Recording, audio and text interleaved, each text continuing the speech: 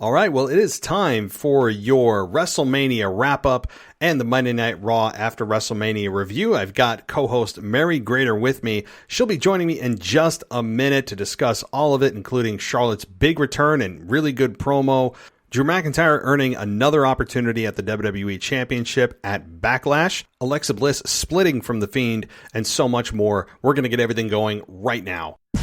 Welcome to the WWE Podcast, your number one source for the latest in WWE news and straightforward analysis. Are you ready to get this thing going? Give me a hell yeah! I said give me a hell yeah! Then let's get this show started right now. Hey everybody, welcome to your Monday Night Raw After WrestleMania review and your WrestleMania 37 wrap-up with Mary Grater, who's about to join me here on the WWE podcast, and some very colorful, as you'd imagine, some very colorful opinions from Mary. Always a pleasure to have her on here. She's got such great energy, and she'll be here again, as I said, in just a minute, but I'd like to welcome everybody and thank you for all supporting us here on the WWE podcast throughout WrestleMania weekend. We did top 35 wrestling podcasts in Apple, so very excited about that. Thank you very much. It fluctuates. I mean, sometimes we're like 80 and then it pops up back up to 50, and but to be in the 30s is a pretty big deal, especially at WrestleMania weekend, and that's thanks to you guys and all of our great co-hosts here on the WWE podcast. So I really want to thank them and give a special shout out to all of them: Michael Ritter, Mary Grater, of course, Ashley Mann, Mimi Burris, Anthony DeMarco, Zach Smith. We've got a great team here, and I'm really happy to be able to give a diverse opinion and diverse sound to our show. So thank you, everybody. Thank you to the listeners, of course. And this thing is going to keep growing. I really believe that. I know that it's very tough territory. It's very competitive territory with all the big names, big shows. We all know who they are that are in our category. So, all right. Well, everybody, if you want to join us on Patreon, head on over to there and you get an ad-free experience. No ads at all. Shout outs on this show. And speaking of shout outs, we do have a couple of new patrons that have joined us over WrestleMania weekend. I'd like to shout them out right now. And they are Aiden O'Connell, who is back again, and Nick Hardyboy. Thank you guys for your patronage, and enjoy the entire library ad-free, by the way. You can get yourself there and not have to worry about it. If you want to join them, you can do so. Patreon.com/WWE podcast, or download the Patreon app, right? We're all downloading apps. Nobody goes to websites. It's all apps. So do yourself a favor, download Patreon and search for the WWE podcast. We're right there, and $1 gets you all of our podcasts ad-free. I will be also, at the request of a patron who, Chris brought up a great point, and I just responded to him here, but I wanted to let you know I don't mean to spoil things with titles of my shows, and I accidentally did spoil I guess some people's results for WrestleMania that may not have seen WrestleMania yet see my podcast pop up, and I say, like, so-and-so wins or wins the championship or whatever. So what I'm going to start maybe doing, and if you guys are okay with this, is altering titles of shows to just say Raw Review, like this one does. Like this show you're listening to says WWE Raw Review and WrestleMania 37 Wrap Up with Mary Grater. So maybe I will start doing that. But in the description, I may end up still putting, results in the description. So the title will be eye-catching, but even if you see it, it won't reveal what happened. So if everyone's good with that, I just want to let you know that change that, affects you. So I don't mean to spoil things. My bad. Sorry, Chris. I really do feel bad. That is, I feel awful. Especially, I did ruin the main event of WrestleMania for you. That I genuinely feel bad because that's not my intent at all. So, okay, let's get on to it. Let's get to the whole deal here with Mary Grater. And tomorrow, by the way, nostalgia and your mailbag, a massive mailbag, and it's so big that I may end up foregoing the nostalgia and putting up maybe an old one and doing the mailbag, because it's going to take a couple of hours to get through all of your questions and everything. But you can still, if you want to, put in your question and comment, realwwepodcast@gmail.com with your thoughts on WrestleMania, or call us at 518-952-0247. Leave a voicemail, get your thoughts, your opinions, your rants, whatever on the show. Keep it PG or I'll have to edit it out. So, okay. thank you guys for everything. Again, thanks for keeping us successful and or elevating us to the level that we are at, because it's the listeners and the co-hosts that make this, not necessarily me. Okay, thank you, everybody. As always, I'll be talking to you tomorrow. Here comes Mary Grater and myself breaking down Monday Night Raw and the WrestleMania 37 wrap-up with her opinions. So here we go. As always, I'll talk to you next time. All right, well, here we go, guys. It is time for your Monday Night Raw review, and I've got a co-host tonight. Normally, I don't have co-hosts, but it is still WrestleMania week in my mind. We're building up to WrestleMania Backlash. Yes, that's the real name, as we all know, for the next pay-per-view on May 16th or 17th, I believe. And tonight, we're bringing on co-host Mary Grater, welcoming her back to the show to discuss her thoughts on WrestleMania and, of course, Monday Night Raw. So, Mary, welcome back to the show. Hello, how you doing? Thank you for having me back. Well, yeah, no, and I gotta ask you right off the bat, Mary. I gotta ask, if you were to grade WrestleMania, what letter grade or number grade would you give it? Do you have anything in mind that you would say it's definitely that? Like combined or shows separately? Yeah, it's like an aggregate, both nights. If you were to just take the pay-per-view as a whole. I would say it's somewhere in the B's. It wasn't terrible, but it could have been more solid all around. I was saying to you before we got on, I felt like it was a big, like, organized mess. Like, it didn't really feel like WrestleMania to me at some points too, even with the fans there. But it was good. There were good matches. There were good takeaways from a lot of it. There was a lot of good outcomes. And it felt more like once that it was like shining the light on the younger talent, which I think was very, very positive and good. But yeah, I would say B, like hard, like soft B, hard B minus. Okay. Yeah, no, I think most fans, I think, felt, what I'm gathering anyway from our listeners, is that they kind of felt it was in the B plus to A minus range. I'm of the belief it was like a B plus. I thought it was good to very good. I don't think it was anywhere near, some of the WrestleManias we've seen, that are normal WrestleManias in front of 80,000 fans in the past 10 years or so. But I think this is the final WrestleMania that is not really a WrestleMania in my mind. Yes, we had fans back, but only partly. And yeah, the star power was lacking. But we eventually had to make this change. We had to make this transition to not leaning on the Attitude Era, not leaning on the stars of the Ruthless Aggression Era. There was no big returns, no Becky Lynch. There was no Brock Lesnar. There was no Rock. There was no Austin. Hogan doesn't count. So it was finally the time for the younger talent in this generation's talent to showcase themselves. Yes, Edge was part of it. He really is the only holdover from the Attitude Era.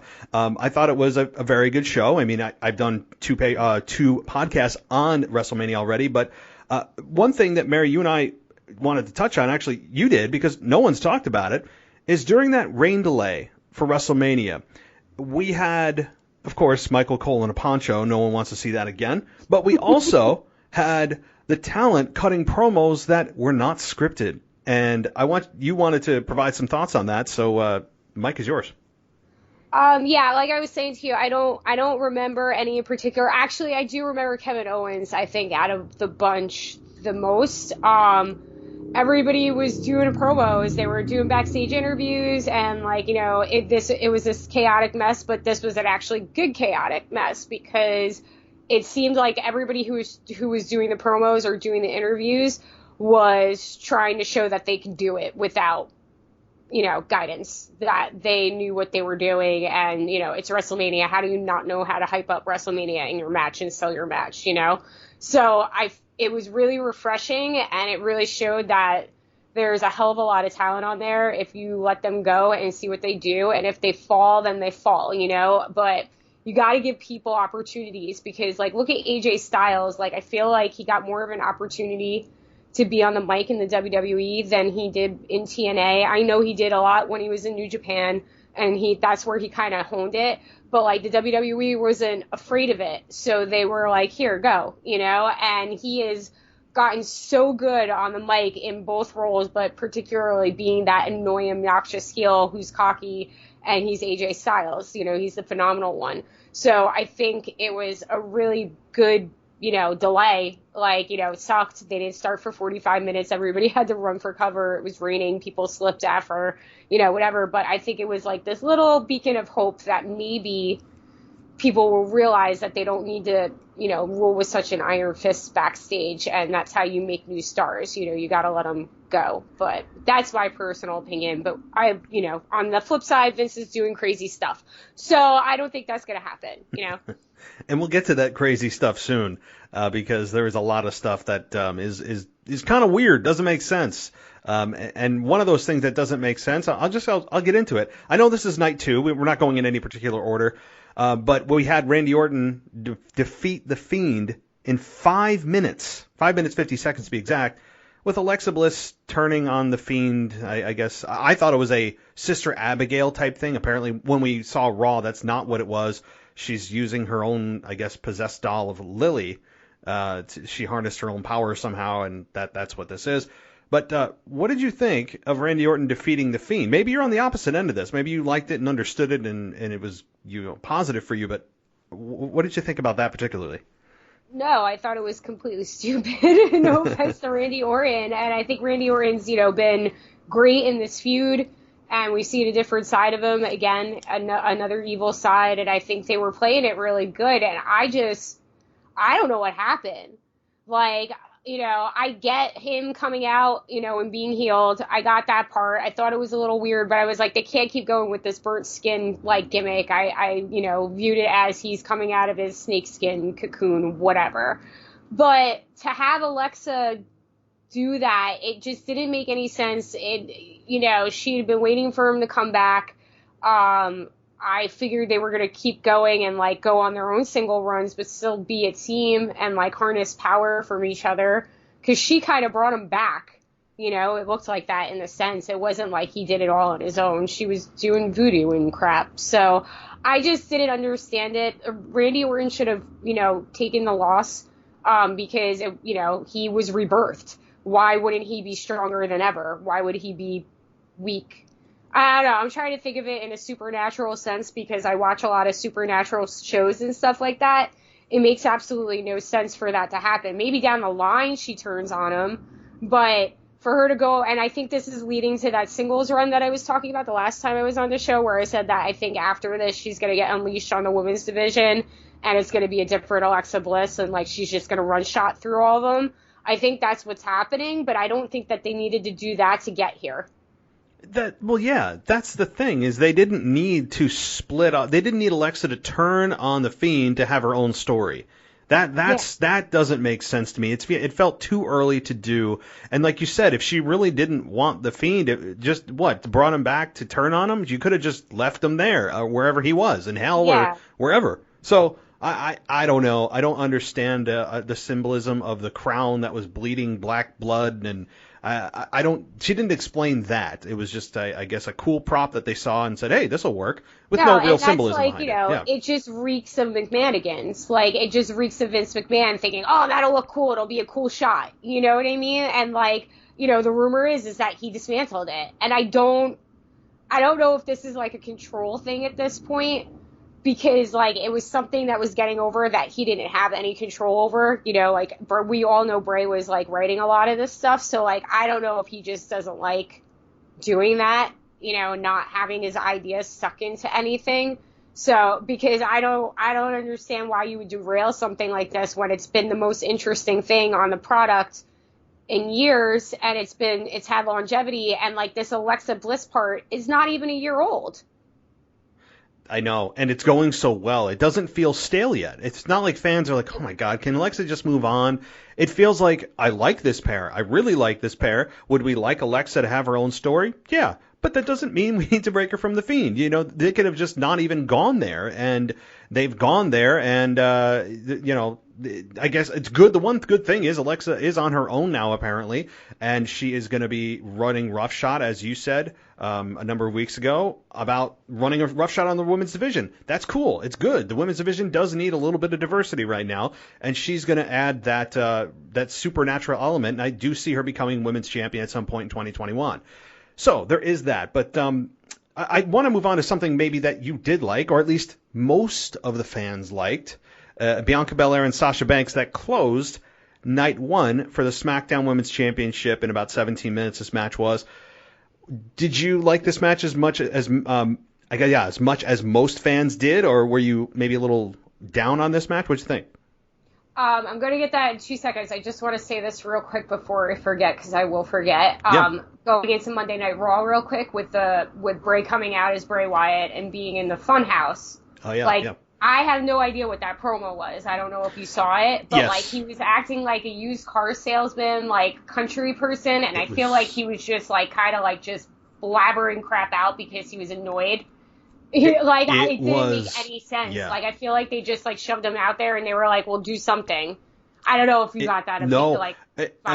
No. So yeah, I know we're backtracking a bit, but that's fine. We're to close out the Bray Wyatt deal, the Funhouse, it was the most useless Funhouse that I've seen yet, and I didn't see anything that I'm like, oh, he's making you think or anything. It was just, like you said, blabbering to blabber that it actually tuned me out a bit. I'm like, this is weird. And it was the most cryptic or anything. He was nothing. a country voice. He was, like I said, sounded like a used car salesman on a commercial. He was in an 80s gimmick, wrestler. Yep. Do you get what I'm saying? Yeah. That's what it felt like. And that federation that they did with John Cena and all of them. That's what it felt like. It felt like right out of that. And I was just like, this makes no sense to what happened last night. Nothing. There's nothing cryptic about this. This is him just cutting a weird promo, and it felt like they just shoved him out there. There's no direction. I don't think that was the ending for that match. I think there was something else planned out, and Bray had an idea. He lost to one RKO, and yet Seth Rollins can put a sledgehammer through his head, and that can't put him down, and 18 pedigrees and 14 stomps, and yet one RKO does the job. I mean, you got to be kidding me. It was an embarrassment for WrestleMania, for 4 months of a build to end in 5 minutes. That made no sense. I mean, you got to be joking. That was just a bad job out of creative and Vince on that one. Just bad. I just don't, after all of that, and it just doesn't make sense. If you're going to revive this guy, why would Orton beat him? Orton already did all this terrible stuff to him and won, right? Orton won all those matches. So, why wouldn't he get his, I'm back and I'm better than ever? You can't even set me on fire. I'm back. It makes absolutely no sense. None. To put Randy Orton over. And I'm sure Randy Orton was probably what is this? Randy Orton doesn't need that rub. He knows he doesn't need that rub. No. The Fiend needs it more than Randy to keep things going. And I'm befuddled by it. And then Randy takes the pinfall this past Monday in the triple threat with the Claymore. So Randy is not on the... Not in a good place right now. He can rebound quickly. Maybe he'll go into a program with Braun Strowman. I don't know if that's good or bad. It's weird. But all right. Okay, moving on. So Bianca what'd you think? Sasha, I thought it was a great match. I'm not mad at the ending, but I am a little shocked. Just because I didn't think they were going to put it on her that quick. I thought there was more thrill in the chase of Sasha and Sasha just coming apart, at some point. And Sasha, I just feel like every time she gets a title, she doesn't get a long reign. I don't know why, because this didn't feel long. I know it was the longest she's had, but it didn't feel it felt like she was going to have a longer reign. And having Bianca chase after her for a while, but it's great. It was a great match. It was a solid match. Both ladies, brought it, and it was a good ending. It was amazing. So, certainly deserving of the main event. I don't think the story was deserving of a main event because it was extremely uneven for me. A lot of disconnects, a lot of Bianca not standing up for herself, and things that just weren't good. But the match spoke for itself. I'm glad that they did put them in the main event because the match was probably the match of the night and maybe the match of WrestleMania, period. I mean, you can make that argument that they were the best match of the entire pay-per-view. And I'm happy for both women. I'm happy for Bianca and Sasha to put on a match like that and do it in front of fans was a big deal, in front of 25,000 fans. It was great, of course, to see the fans back. If they felt a little muted at times, but in an open-air stadium with a third of the capacity, you're going to have that happen, and then everybody's spaced out and all that kind of thing. And so I was really excited for Bianca Belair. She, did it. Is it a little early? Maybe. Maybe you can make that same statement, though, about Rhea Ripley taking from Asuka. And, I'll get to that in a minute, of which I think they have zero chemistry together. None. But I loved this match. This was an excellent way to end WrestleMania, and I didn't think the story was deserving of it, but the match was. Yeah, I think, overall, like I said, it delivered. I didn't think it really needed a long story. I think it was more about, Bianca, doing this huge journey and being, really young and just, she just seems like she came out of nowhere, you know what I mean? And now she's at the top. So I thought it was just a good story in general. Isn't that a song? I'm from nowhere and I'm on. I feel like that's some kind of R&B song or something. I don't know. I feel like it's an Alicia Keys song. Oh, maybe. Oh God, I don't know. Is it? Somebody out there's thinking about it. There was another song that came out of my.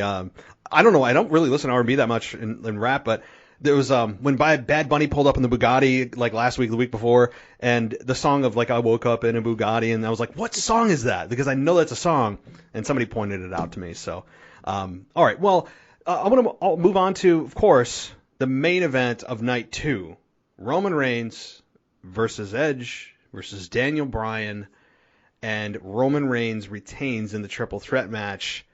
I've already given my opinions. Everyone knows mine, but what about yours?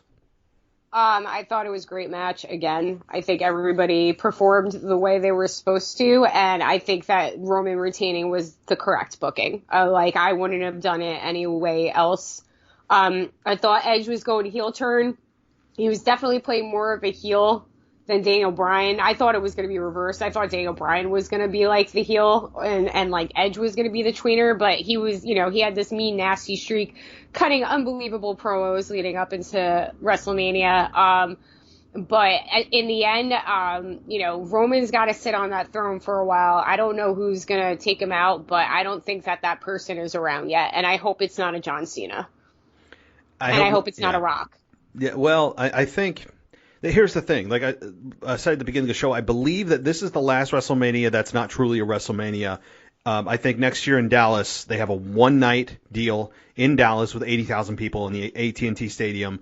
By that time, you would think that COVID restrictions around the nation should be relatively lifted. It's in Texas, okay? So Texas is a little bit more of a... quote, free state, a little more of a red state. So I think that the restrictions there, even if the rest of the nation isn't completely unlocked, that that stadium will probably be ready to go. And actually, now that I'm thinking about it, the Texas Rangers, the baseball team, they were the first stadium to have 100% capacity in the entire United States. So I don't even know what I'm talking about. They've already done it. So next year, it'll be a full capacity stadium, an AT&T Stadium, back truly in business next year. So could they do the Rock and Roman Reigns there? Yes, they could. But I see Roman Reigns, now that he's gone past WrestleMania, I could see Roman Reigns going past SummerSlam and maybe even getting to next year's WrestleMania. I mean, that's how rare of a run Roman Reigns is on as a heel. We don't get this kind of heel very often. We've seen so many people cast as heels, so many people that are, quote, they're supposed to be heels, but they don't really get booed. They're actually entertaining. People sing along to their stuff. They don't really get any heat. Roman Reigns gets true heat. The fans booed him. They did not cheer him ironically or to be controversial or to be just rebellious. No, they booed him, and he should be. That's the best compliment you can give Roman Reigns and the work that they've done. And it also tells you that WWE forewent Edge having a documentary series headline moment, meaning it was 10 years to the day of WrestleMania Night 2 that Edge had to give up his World Heavyweight Championship that he won at WrestleMania because of his injury and he had to retire. They love their moments and their documentary moments and their feel-good moments, and they could have done Edge, the redemption story. He, 10 years to the day, recaptures what he never lost, and they forewent that for Roman Reigns to continue his heel run, and that to me speaks volumes. It was the right move. Roman Reigns right now is at the top of his game, and I mean, there's just nobody better right now than Roman Reigns. It's awesome. And when they were pushing that whole Edge angle, because they mentioned it a lot during the night and specifically before the match, I was like, they might do this because it's perfect. This was not planned. It's just what happened. Yep. So I got nervous for a little bit. I wouldn't have been mad if Edge won. I honestly wouldn't have been mad if anybody won, really, because I love Daniel Bryan too. Like, I don't care if Daniel Bryan's champ. He can be champ whenever he wants, And Edge, it would have been like, oh, Edge finally got the title back, and he isn't a part-timer. He's actually putting in the work, like he's making up for the time when he was gone, because that's what you want to see when somebody's in that position at that age and being a legend and being a Hall of Famer at this point. You want to see him wrestle. You don't want to see him struggle. So, yeah, I wouldn't have been mad either way. But the Roman Reigns move, booking, him retaining, is the right move for business. And it's just so, again, ironic. This is the biggest Reigns has been in his whole entire career. And they push this character for years of him being the do-gooder Superman punch guy, and suffer and succotash and scripting him and not just letting him be this is the guy that should have emerged from the Shield. Yes. Because it is. It's the same thing, except he's got his feet under him now and he can talk. When he was in the Shield, he didn't say much and it worked. He was the silent, muscle of the group. You had Rollins and you had Ambrose. You didn't need that. But now he's it's so hilarious, how perfect he is now. And everybody fought it. Vince McMahon fought it for years. And now it's oh, they don't want to take it off. The rumors were when he changed, it was setting up for him to turn face and get the title back. And I heard that and a whole bunch of stuff. It was just so the heel turn or the face turn would be bigger. And no, man, this is supposed to be this right now. He's the head of the table. And I believe it, No doubt. And what's really funny or ironic or both about this whole thing is how many WrestleManias over the last 5-6 years have we all said, oh my God, of course Roman is in the main event. Can we just get through the match? We know Roman's going to win. And he didn't win all the main events. I mean, Brock Lesnar beat him a few years ago that we all thought he was going to win it. And, but most of the time, Roman Reigns in a championship match at WrestleMania, he would win most of the time. And we would every year just kind of go, okay, all roads are going to lead to Roman. Can we just get through the main event so Roman can be champion and we can just do this? And this year, it's funny that, while he's heel, I was rooting, and many fans were, for him to retain because he's on such a hell of a run. So it's amazing that even though Roman has been in this position many times, that just because he switches from babyface to heel, that all of a sudden now we're like, damn, this is a great move. We want to keep him as champion. It's just so ironic because of all the years that we've been just wanting to get through it because we know what's coming. And in this case, we're like, man, I don't know if I want this whole run to end right now with Roman. This is just too good. Yeah, he's been phenomenal. Heyman's been phenomenal. Jey Uso has been phenomenal. Jey is I think breaking through as a single star. I don't know what's going to happen when his brother comes back. I'm still not sure why his brother isn't around. But I would like to see him, join up with Roman and his brother at some point, and then just be running the WWE. When was the last time we didn't have, had an actual faction, running things in the WWE, with it not being a general manager, an Adam Pearce type of person, them running the show. We haven't had that in so long, and I think Roman in this position with Paul Heyman at his side, you could do this. You could do an angle with that, with them, just, being in charge. I don't know. That's just how I picture it. I just see him, owning backstage, but that's me and my fantasy booking that I do every show right here on the WWE podcast. And usually it includes something along the lines of bringing CM Punk back, of course, or his wife, right? So there's usually something along those lines. But in this case, did you see the interview that came out today about him? Oh, no, he said something. He talked with TMZ. I saw an interview. TMZ? I thought it was TMZ. Maybe not, but What did you hear? Maybe it was something different. He said, people were asking him, he was promoting his new movie, and people were asking him, no, I don't think it might have been TMZ. They were asking him about returning, and he was saying, it's got to be perfect time, perfect moment. I'm not saying I won't, doing the whole CM Punk thing that he's done for the last couple of years. And then they asked him, like, what, the biggest money draw matches would be in AEW or WWE, and he said Omega for AEW, and then he said Triple H for WWE, and he was like, that's not gonna probably happen, and like, he was like, I think that's the, business wise, that's the match, like, and he knows it's because they both hate each other's guts. He's baiting that right now. Yeah. I feel like that he's baiting that. Like, why would you, like, everybody knows they hate each other's guts, like, why would you say that the match that you think the most money is Triple H if you come back? Exactly. Yeah. Everything he says. Phil Brooks is being Phil Brooks. That guy. He knows exactly what he's doing. Everybody thinks he's stupid. Yeah. He is not. He's a master manipulator of fans. He knows exactly how we think, and he knows what he says is going to be dissected. He is a very smart guy, and everything he says, people hang on to try to read into. Is he saying something about a return? Like I love, if you want, look at his tweets, everything. He's just so brilliant. And, he did say, it wasn't that same interview, but he did say, he's getting older. He has a little more gray in his beard. When somebody asked him about returning, and he said, I don't know. He goes, I never say never. And, the old never say never thing. But he didn't say yes or no. He just talked about the timing and everything having to be perfect. So I don't know. I mean, it seems like every time we talk, it does come up about CM Punk because we are all dying to see it and lose our minds. So I just hope that when it happens, because I do believe it will, that it's in front of a full house, not a stupid Thunderdome or half capacity. No.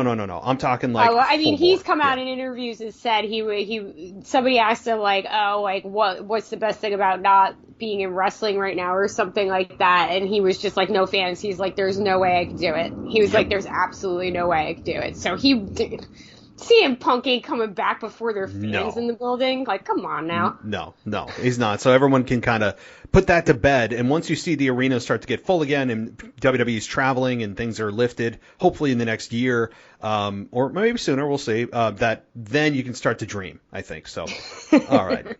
Okay, I want to move on. Bobby Lashley beats Drew McIntyre clean. Yes, Drew got slightly distracted by MVP, which really made no sense because MVP was just screaming Bobby Lashley. I don't know why that made Drew to freaking, he was screaming Bobby Lashley all match. And then that one time he's like, wait, what did you say? I'm like, what are you doing, dude? That was a weird distraction that they're trying to use as a kind of an out why he lost. I think it's a weak out. There was no need for that. You could have had Bobby Lashley just 100% clean beat Drew, which I look at it as anyway. But Bobby does beat Drew very, very clean in my mind in 18 minutes. Were you shocked by this, Bobby beating Drew? No, I thought again it was good booking. I want to see Bobby as a champion for a while. I don't know what they're doing around him, which is, I'm a little worried now that he doesn't have the Hurt Business behind him. Because Bobby, as well as a, wrestler he is, and, looking at him and physique and all that, he needs people to kind of hold him up. And I get the angle that they're going at, but I still don't understand why the Hurt Business is no more. They've been together for like 4 months. Stupid. It is stupid. So Shane would say it's stupid. Yeah. Yeah, it's so stupid. But I think Bobby should have won. I think Drew McIntyre does need, as they were saying on Monday Night Raw, to get to the back of the line. I think they need to put other people in that position right now and have him build up people to get to that position. I think he'll get the title again. There's no doubt in my mind, but I thought I would have been saying something completely different if the Hurt Business wasn't dissolved before this happened. That, I would be more excited about it. I'm still excited about it, but I just feel like this kind of got cursed. when that happened. Yeah, there was, I always believe, I try the hardest I can every time WWE dissolves a group that is starting to catch a little bit of traction, or they're overachieving when the original goal wasn't for them to achieve that level of success. I think back to, the Iconics is a perfect example of what the F are you doing? They were awesome together. When they broke up Zelina Vega, Austin Theory, Andrade and Angel Garza, and they just could not get off the ground. I'm like, this could be an awesome group. Zelina Vega's the mouthpiece. They just could not do anything with that group, and they broke them up. Obviously, this past couple of weeks with the Hurt Business being broke up, I'm like, what are they doing? And I always think they gotta have some kind of master grand plan.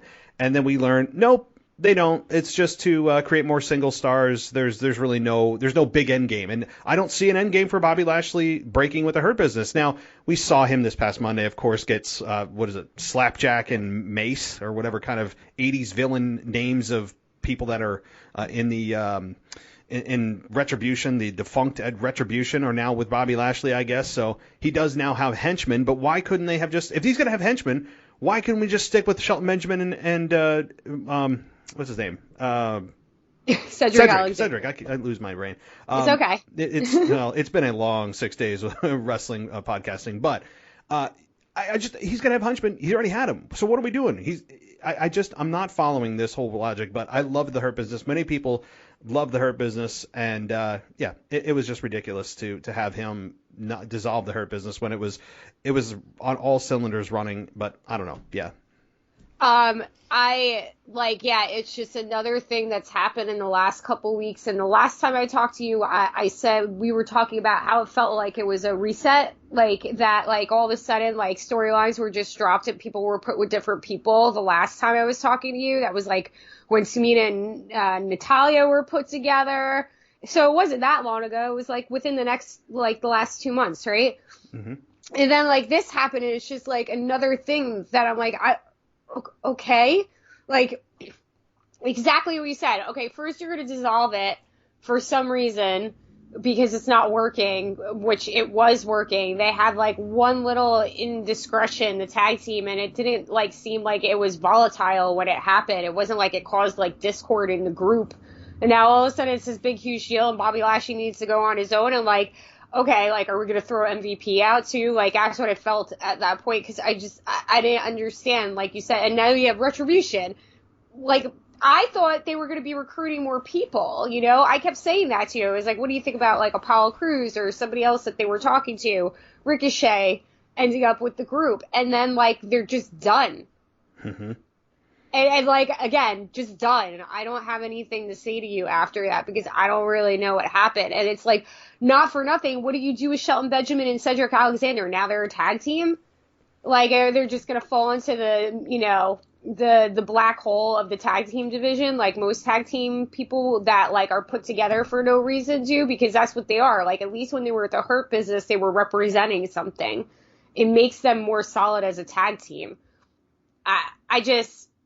You know, and they dropped the titles to what? Kofi Kingston, and then they just dropped the titles again. So Vince is like, his brain, like his physique is still good for like 72 or 73, but all the steroids and the not sleeping are like eating away at his brain that like he has so much crap going on. Now he's just like, you know, tagging it in when he feels like it. There's no structure to it. Yeah, I'm sure Vince, I mean, everybody that talks about Vince with the whole sleep thing, he always talks about sleep being the enemy, and if he catches you sleeping, that's like the worst thing you can do outside of sneezing in front of him. I mean, and I believe it. I think that he looks at sleep as like people, that's for weak people. You got to be up and always, you know, like, I don't care who you are. You need sleep as a human being. You cannot forego basic biology that your brain needs sleep. And I think his brain is probably aging faster than most because of the years and years and years and years of lack of sleep.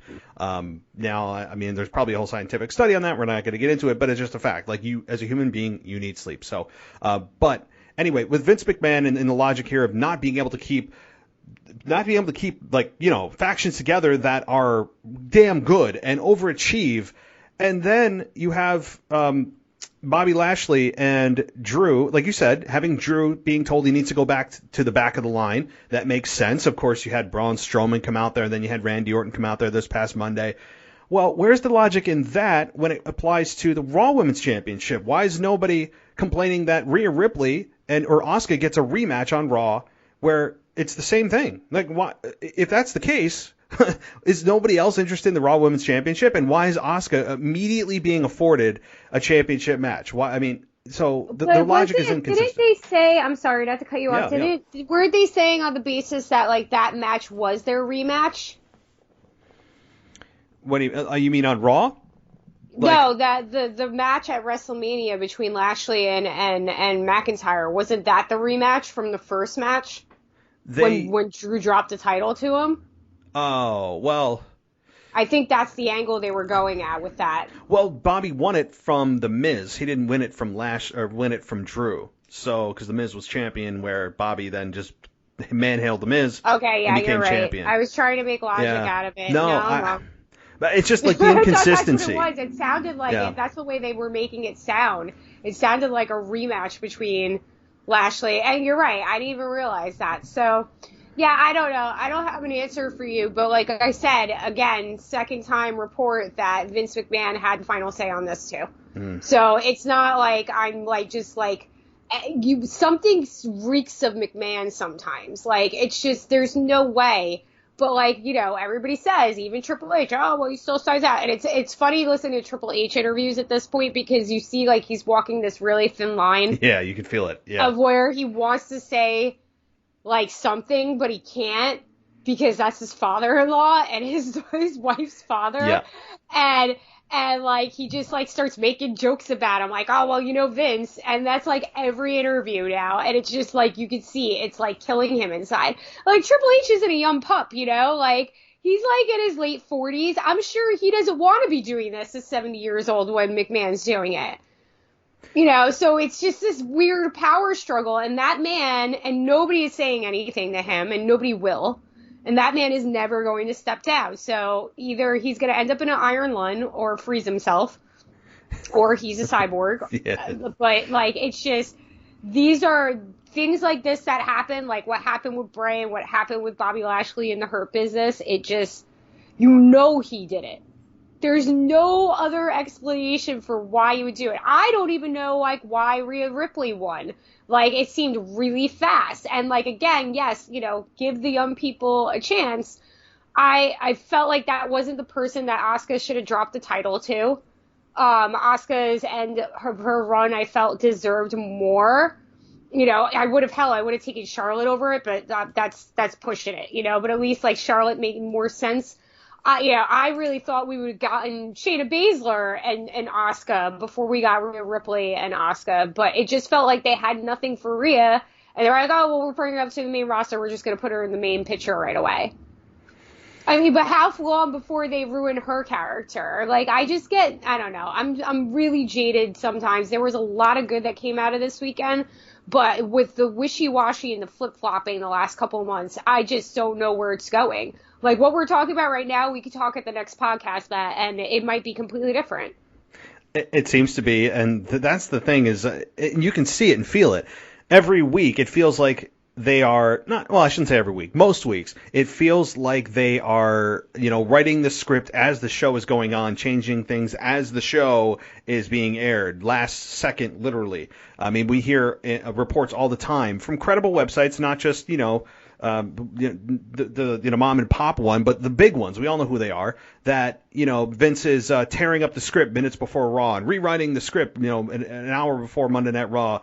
And you hear about the chaotic backstage the environment, and it tends to be true because it seems to be consistent. And whenever people leave WWE and go on Jericho's podcast or whoever, for like Big Show, like John Moxley, I mean, you hear CM Punk, one of the most famous ones that he did. You hear the consistent theme that Vince McMahon is the one running things. You hear that he has his favorites. You hear that you're promised things, and a lot of times they don't happen. It's very consistent with the messages from guys like that have left. and you hear firsthand, it's not just speculation among the fans. So I think it is a lot of Vince. Vince is the final say. He is the final filter. So everything that happens is already approved by Vince. He may not have come up with the idea, but he approved it.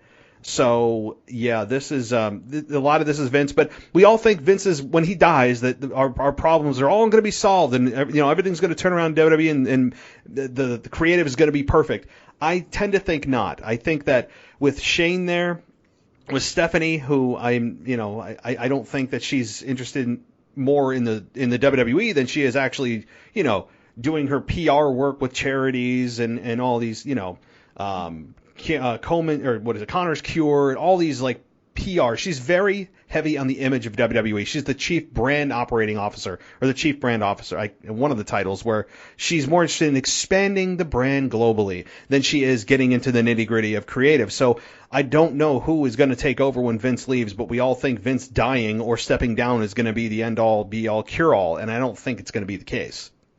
I don't think that's going to be the case, too. I don't want to, I'm not, trying to be pissing on Vince's creative. I just think that there comes a point where, you need to know, you got to change gears, or you're sinking a ship. I think that, if Vince, loves it so much, I think he should be aware of that, and it feels like his ego is bigger than that. And you're right.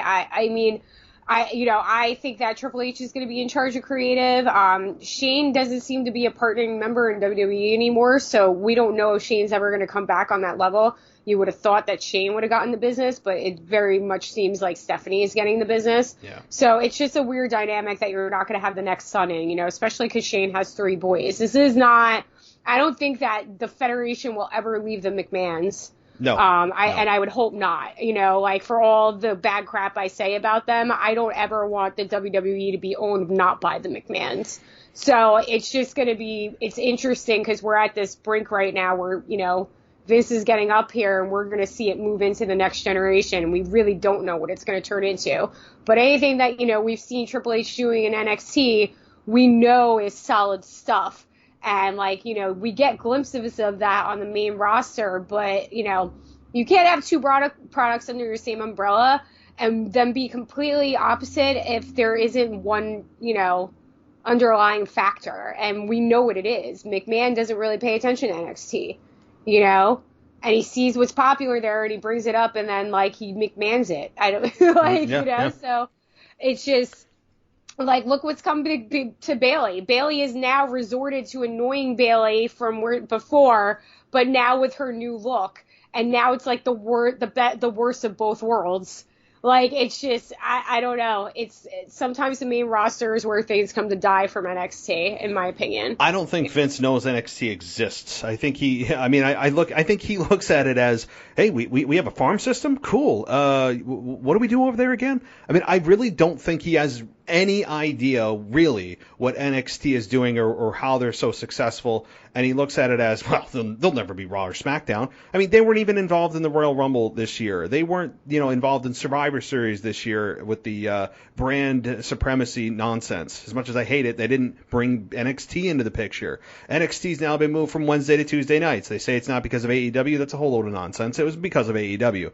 But Vince McMahon looks at NXT as a feeding ground, a farm system where he can pull up guys and gals when he feels that it's time and just pull them into the main roster to refresh things and keep things moving.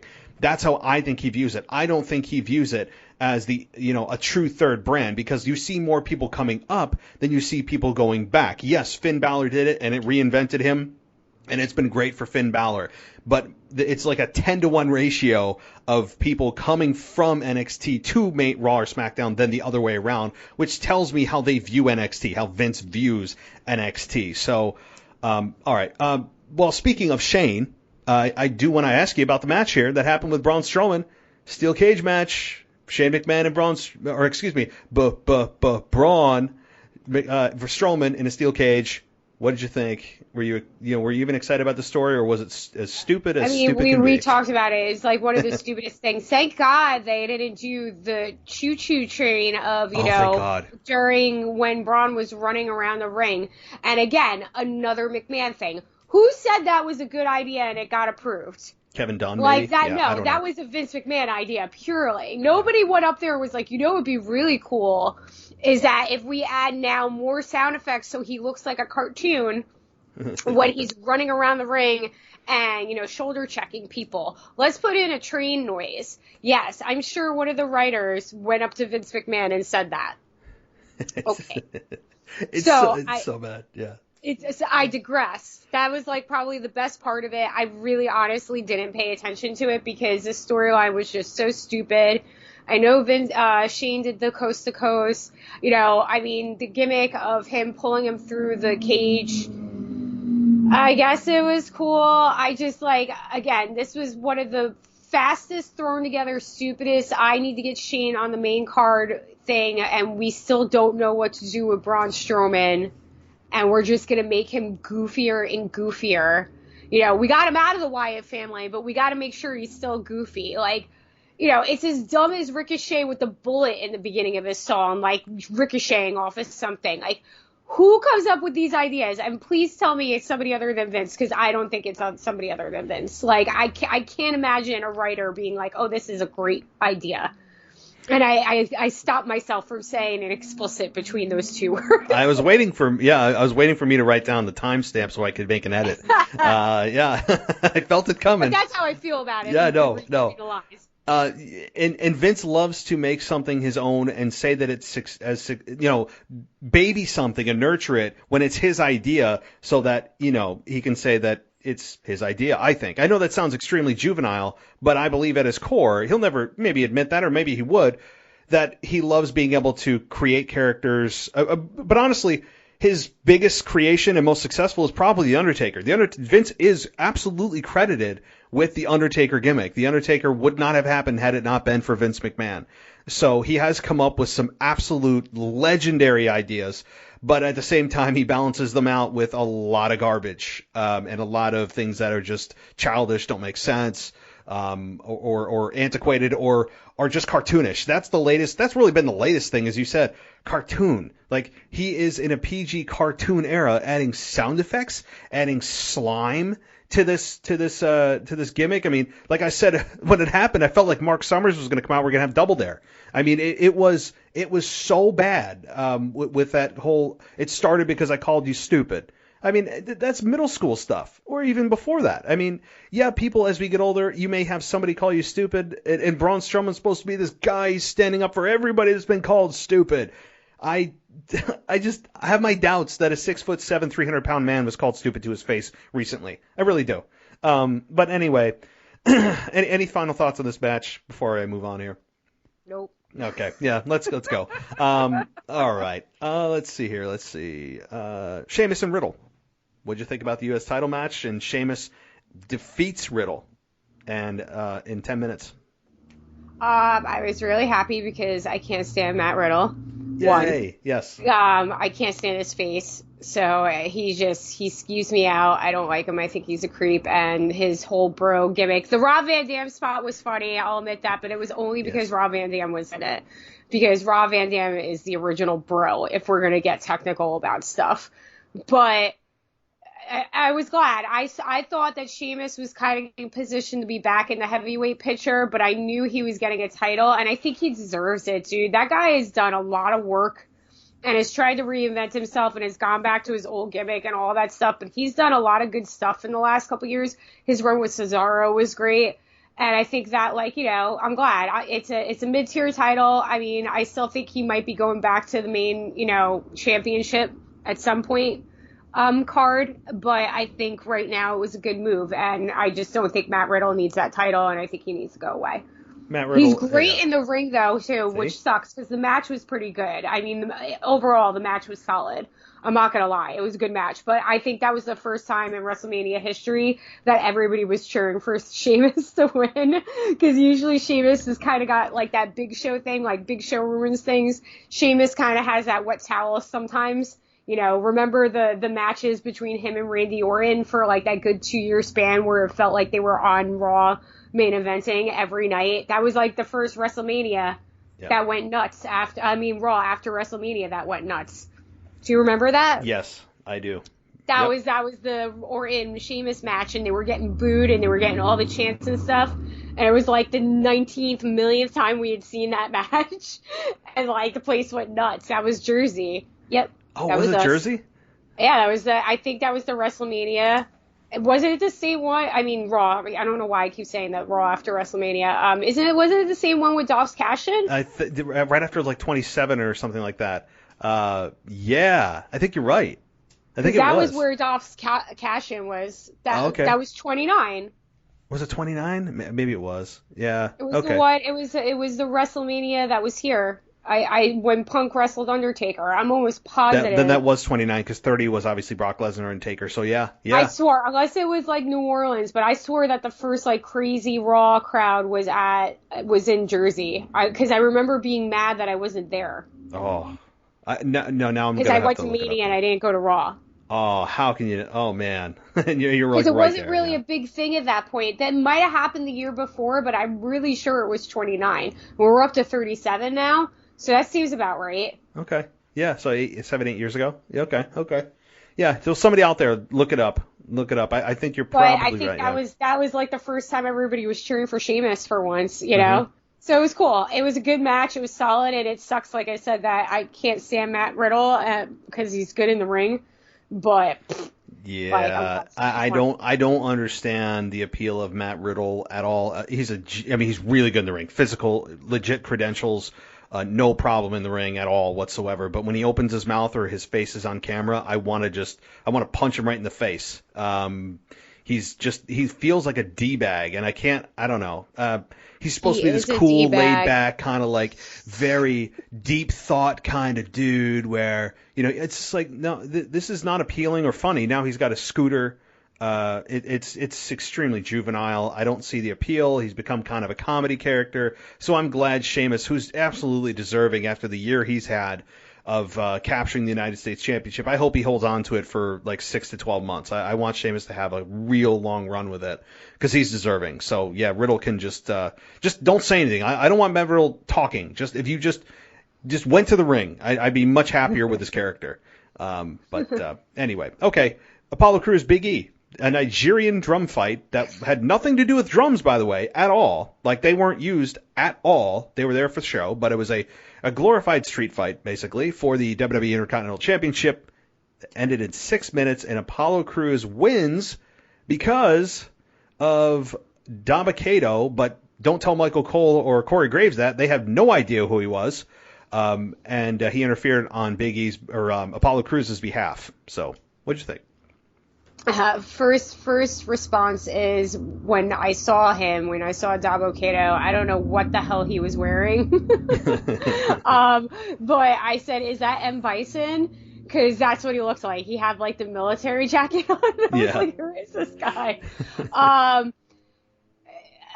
I didn't care for this match wise at all because it was just like, okay, it's a Nigerian drum fight. There were no, like, I thought there were going to be drummers or something like that. And it was just a street fight. I'm so sick of them naming street fights like Chicago Street Fight or something, beach something. And then it's just like, it's just a weapons match. Like, yep. Come up it's with all something marketing. better. It's all it is. Don't it's blow just up the ring like AEW said they were going to do and it go out like that. Oh, yeah. But, like, kind of have a theme. Too, like, I don't know why Big E lost the title. Like, I know Apollo Crews is coming up and stuff like that, but it should have been a chase, man. Big E's been on fire. He's so over. Like, it's the same reason, like, I don't understand, like, if you're going to put the titles on the New Day, why did you have him drop them right away? Like, not that I felt like they needed them, but they're such popular characters. And they're still kind of together, even though they're not together. I just don't understand why Big E dropped the title. It made no sense to me. And then to have interference with this other guy, like, I thought that Apollo had, like, proper, Nigerian officers, and this guy's coming out looking like he's playing cosplay for M. Bison from Street Fighter. Yeah, that's what it was. It was Street Fighter. Yeah. Yes, it's M. Bison from Street Fighter. Yes, that's what I couldn't put my finger on it. Yeah. I'm laughing because, like, it just seems so ridiculous. That was my first thought. I was like, what's going on? So that was a whole mess, too. And again, it's just, organized chaos, organized mess. Like, it's like, okay, this kind of makes sense. Let's do this. Like, everything that was built up to this thing, they derailed. And I know WrestleMania is supposed to, like, kind of change stuff, but the changes that were made didn't make sense. The stuff that they kept the same made absolute sense, but I felt like there was, they kept the stuff that was safe. I don't know. It felt like these other decisions were just, like, off the wall. Like, I felt like they just did it because they needed to do it. I don't know if that makes sense. Yeah, sometimes they do things because it looks like, oh, they're going to go one way, and let's just swerve them, even though we don't have a real plan. We're just going to choose this other person because it's unpredictable, with no real substance behind it. It's just the superficial reason of it's unpredictable. Sometimes they do that. This was, to me, a really hard match to pick. I had trouble deciding who I think could win this because there's two schools of thought. There's Apollo Crews, the up-and-coming heel who has switched overnight, bam, into an actual credible heel that it's really been deserving of some kind of change. He's been in WWE for, 6 years? He's one of the first call-ups from NXT, and he's just been the smiling athletic guy. That's all we've known forever. And then all of a sudden, overnight, it literally changing his character and getting into his Nigerian heritage, has done a really nice job with his character. I'm a big Apollo Crews fan, but you're right, Big E probably did deserve a longer run with the IC title. The only good thing coming out of this, you could argue, is, he lost the belt, and he'll probably have a rematch with Apollo at, I'm just going to call it Backlash. Okay, I feel stupid saying WrestleMania Backlash. It's Backlash. And he'll probably have a rematch with him at Backlash, and he'll probably lose again. But the point is, this is not necessarily a bad thing for Big E. Just because now he lost the belt, it doesn't mean that he's going down the card. It actually could be an elevation to get the belt off him so he could challenge Roman Reigns for the Universal Championship in a few months. It's possible they're just getting the belt off him to really elevate him in a roundabout way. They did that with Bobby Lashley at the Elimination Chamber pay-per-view. They had him drop the United States Championship, and then the same night he wins the or Monday Night Raw, he wins the WWE Championship. So it's not necessarily a bad thing. Yeah, I mean, I agree. I didn't even think about it that way as a way to get to Roman. That didn't even enter my mind. I think it would have been a harder decision. Like, I was with you. I see your point about Apollo Crews, and I was there the last time we talked. It was a hard decision to pick, but I think if they went about it a different way and Apollo won a different way, I would have been more on board with it. The shortness of the match, the BS gimmick of the match, and then to have this guy, like I said, come in cosplaying M. Bison from Street Fighter. God, that's so perfect. That's exactly. Nobody got my tweet too. I put that tweet out, and I was like, some nerds are gonna see this, right? And like, I just put M. Bison. I didn't put of Street Fighter because I figure, like, I'm not a big video game person. I used to be when I was younger, but like, I still love my fighting games, and like, I will still go out of my way to try like Street Fighter and Mortal Kombat games and stuff. So I was like, somebody's got to get this. I got like 3 likes. I'm like, God. No. I thought that was good. It is good. I think you have a gold idea. The problem was, I think, did you put out, and I didn't see it, like, you got to put a side by side. You got to do some kind of meme. I should have done a picture. You see, that's my brother's area of expertise, making terrible pictures with Photoshop. I'm too lazy to do it. That's the honest truth. So I didn't get there. But man, yeah, I thought it was a golden tweet. So anyway, I think that if he would have won it differently, like if he would have won it clean, or maybe it was somebody else who did a run-in, it just, like, that's the run-in that you have at WrestleMania, that guy. Yeah. Like you said, there was no big returns or anything like that, even though Becky was teasing us and all that stuff. She was. Yeah. But this is like the surprise at Mania, like this guy. And the thing that, it was weird. It fell flat, and I think it hurt Apollo a little. For Corey Graves, for all the announcers to go, who is this guy? And even WWE tweeted out in caps saying, who is this guy? And I'm looking at this, and somebody sent me it was like the 5th round of the draft, and it had Dabba-Kato's name in there, and I just like tweeted that out. I'm like, here you go, guys. By the way, if you don't know your own roster, that's who this is. Which, the reason I think they did that is they obviously knew it was Dabba-Kato from Raw Underground, but what they're doing is probably going to give him a new name. They don't want you to remember his old name. They're probably going to rebrand him as whoever that is now the heavy for Apollo Crews. That's they what got to get him a little hat. They got to get him the hat. Yeah.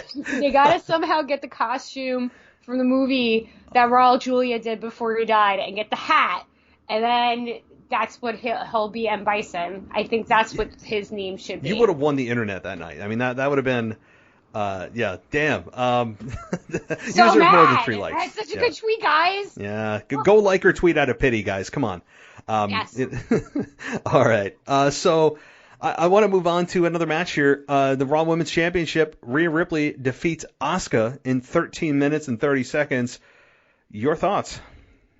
I mean, I mentioned it earlier. I feel like that is way quicker than Bianca Belair. No offense to Rhea. I like Rhea a lot. I think she's going to be amazing. But like you said, I think we were talking before we started recording, or maybe we said it earlier, that they didn't have any chemistry. It did come off like that. It made Rhea come off kind of green. I know that Asuka comes off like this big, strong chick, and she should, like, with her style and all that. You need somebody who's believable. But, you know, I really thought a couple weeks ago, like, when they were, like, kind of, like, hinting at Shayna Baszler, that that's what we were going to do. Like, somehow they were going to drop the titles and that we were going to get, like, a singles run with Shayna and Asuka, and I think that would have been a way better match. But it seems really fast. I feel like they didn't have anything for her, and they promised they were going to bring her up, and they are still lacking in the women's division. I mean, Charlotte was gone, but now Charlotte is back, and I'm all in about her character, because I think when she plays this type of egotistical character, she's at her best, even though, you know, I don't like all the handouts she's getting, but she's taken what we're saying and she's running with it. So that's why I always will love Charlotte. I think that, you know, they're still missing from lack of Becky and lack of Ronda. Even though Ronda's still coming up and she's been gone for 2 years, she did kind of put a hole in there because they just don't have this chick who has everything and, like, you know, one ball still. I mean, they have girls that are good on the mic and they have girls that are good in the ring, but I don't feel like we've seen, like, a solid full round character. I know that sounds terrible, but, like, I don't know. It's this weird thing. I feel like they just brought Rhea up because they needed something else, you know? And, yeah, the thing is, though, Rhea Ripley... It's difficult to explain. I know. I feel like I'm saying it wrong.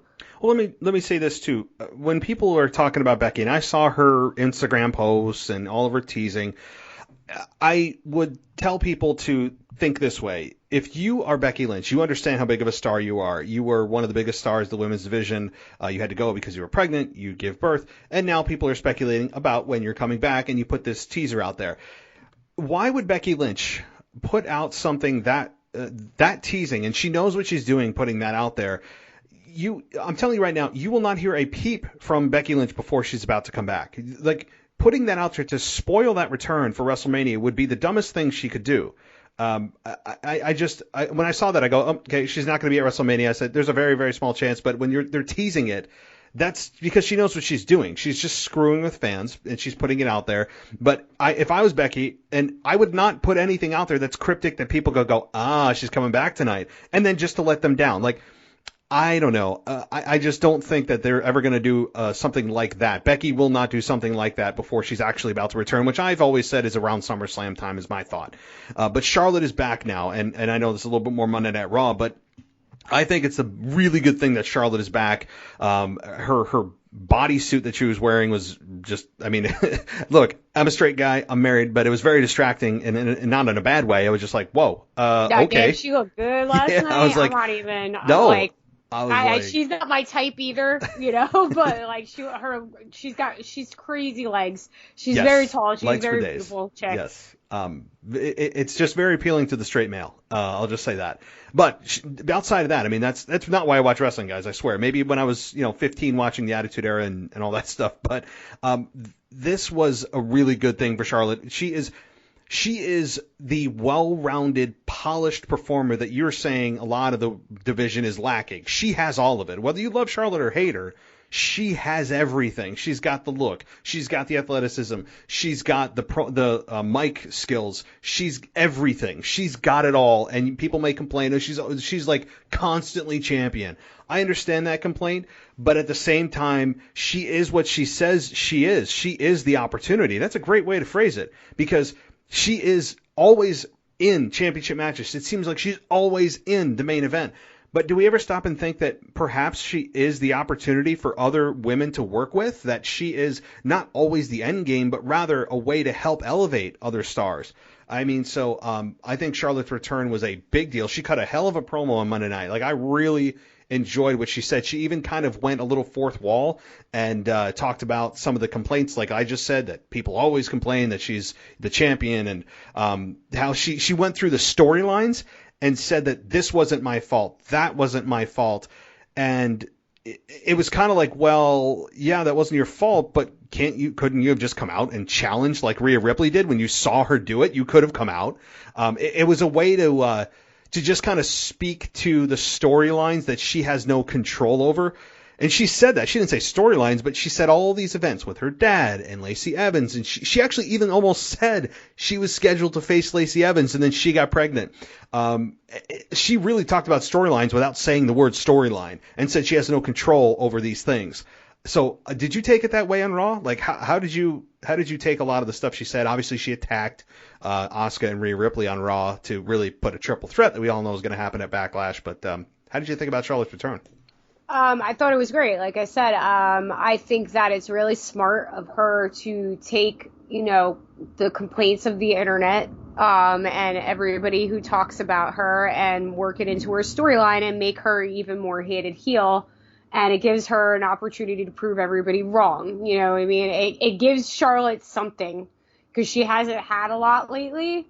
And I think it gets awkward, not awkward. It gets hard, when you are in that position for so long and you have all these accolades already and you've been around for a very short time. And like she is everything. I think she's a better heel than a face. That's why I was saying, perfect, she has her strong suits. Sometimes she comes off whiny, but if she has something to work with, she doesn't come off like that at all. And I think she flounders when they don't know what to do with her because they've done everything with her already. She needs something that she can sink her teeth into. And if it's her being the villain of the division, then embrace it. That's the smartest thing she could do. I don't... there's not a lot more that Charlotte Flair can do. Can she be the greatest of all time? Absolutely, 100%. Do I think she's there yet? No, I still think that she hasn't been around long enough to be the greatest of all time. No. But, I think that I think this reinvention of the heel character of Charlotte, because that's what it is. It's just, you gave me my father's storyline and you gave me this and that, blah, blah, blah, blah, blah. I'm the best, blah. Tag team, all that crap. Okay, well, now I'm just going to embrace the role that you've put me in. And I think that was a really smart move. And I'm looking forward to her now in the division. I still think there needs new blood. And I think Alexa Bliss, if she does come back full-time to the women's division, I think that's going to shake a lot of things up too, though. Yeah, definitely. And to your point about Charlotte, she's one of those people that you don't turn babyface because it doesn't ever feel natural.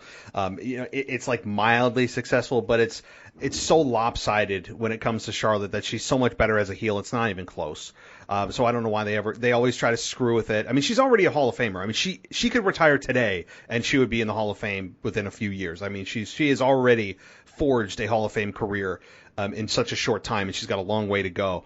But the couple of points she made in her promo that I wanted to talk about was she said that the humble Charlotte is gone. I'm thinking, well, number one, that when has Charlotte ever been humble? I mean, that's her whole gimmick, right? Like, you're the queen telling us to bow down to you. How in what world is this humble, right? So that's the first point. And the second point, when she's talking about the fans, like, what have you fans ever given to me? And I'm thinking to myself, I don't know, effing money. I mean, because we do. We buy the merchandise. We purchase the network. We give you money.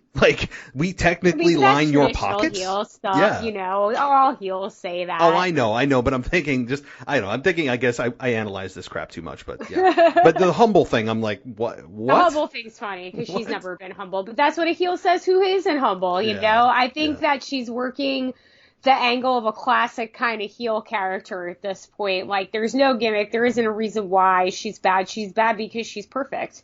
It's very much what her father did, but she's better than her father. From a technical standpoint, I believe that. I'm not crapping on Ric Flair, guys. Calm down.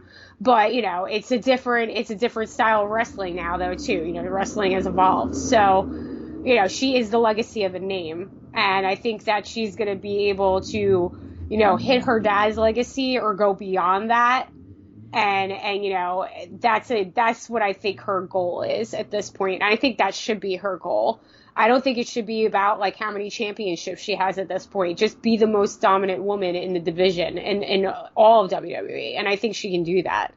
Yep. No, and I think she's already there in some ways, and she spoke to that also in her promo, really cutting down a lot of fourth walls in this promo, and again, talking about the internet, and also talking about how a lot of the women backstage were, snickering and saying that, Charlotte's not going to be at WrestleMania, and they, that they were happy about it because that was their time to shine, and Charlotte's not here, and they, very kind of vindictively speaking about Charlotte, which I think there's a lot of truth to that. I'm sure a lot of the women backstage were not shedding tears that Charlotte Flair was not hogging yet another main event for the women. Even if she's deserving or not, that's not my opinion. That's a lot of probably the women backstage. So she was speaking also very candidly about reality, and I think that's what made this so damn good. And I think Charlotte, just like the Fiend, was reborn on Monday night. I really do. I think she made, as they always say, a statement. She did. It was really good. But I think it was really smart that if they didn't have anything for her for WrestleMania, that they kept her off and they did this instead. Because just to throw, Charlotte Flair in a match on WrestleMania, if it's not, at her par, at her level, I think it would have been a mistake. And I think if the Lacey thing did play out, I think that would have been a huge mistake. So I think it's kind of good that all these things happen because, for a while it was like, go away, Heat. And then it was why, she's not really doing anything. And what's this convoluted storyline? And she came back, and instead of getting thrown into something, she started it off. She directed it. She's forging the path where this is going to go.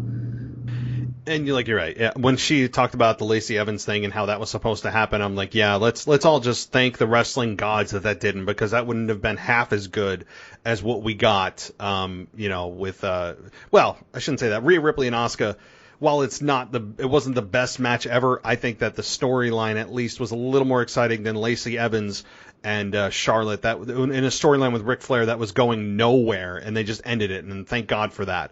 But Rhea Ripley and Asuka, I know that we'll put a bow on that match. I think that, again, they had their match on Raw, which got interrupted by Charlotte. We all know where that's going with the triple threat. But the match that they had at WrestleMania, again, even last night, was just kind of clunky. And I don't like saying that about Asuka because she's so damn good and you feel like she can work with anybody. But it feels like these two are oil and water right now. A lot of botches, a lot of just kind of miscommunications, and the announcers trying to cover for them by saying, I don't think they got all of it, and, a modified this and that. I mean, that's what they're supposed to do. They're supposed to cover for the talent, but we all know that it was a miscommunication, a miscalculation, or whatever, and they just don't seem to have chemistry, and it's hard to say because Rhea Ripley's a really good performer, and Asuka, we all know that she's already Hall of Fame level too. And when they put them together, you think you'd get magic. And every time they've been together so far, it's 2 out of 2. I'd say they're 0 for 2.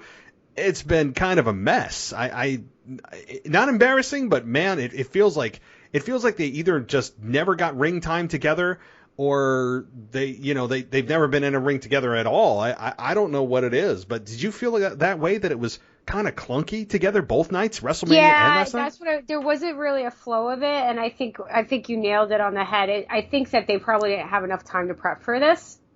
For some reason, it just came off like it wasn't rehearsed enough, and maybe they haven't been in a ring together. I mean, maybe their fighting styles are different. There's so many things that could possibly go wrong. Every time people get in the ring, I don't think that it's magic, but I think that Rhea might be just a little more green, and there is a transition when you go from NXT to the main roster. I still think that they fight a little different, so I just think maybe Rhea just hasn't gotten her legs underneath her, because they both are very, very good performers. Just maybe it wasn't their time, maybe it clicked, maybe down the road they'll get it. I don't know. Whole thing felt really rushed, including Rhea ending up winning. I feel like she's not going to have the title for long. I feel like Charlotte's going to win it.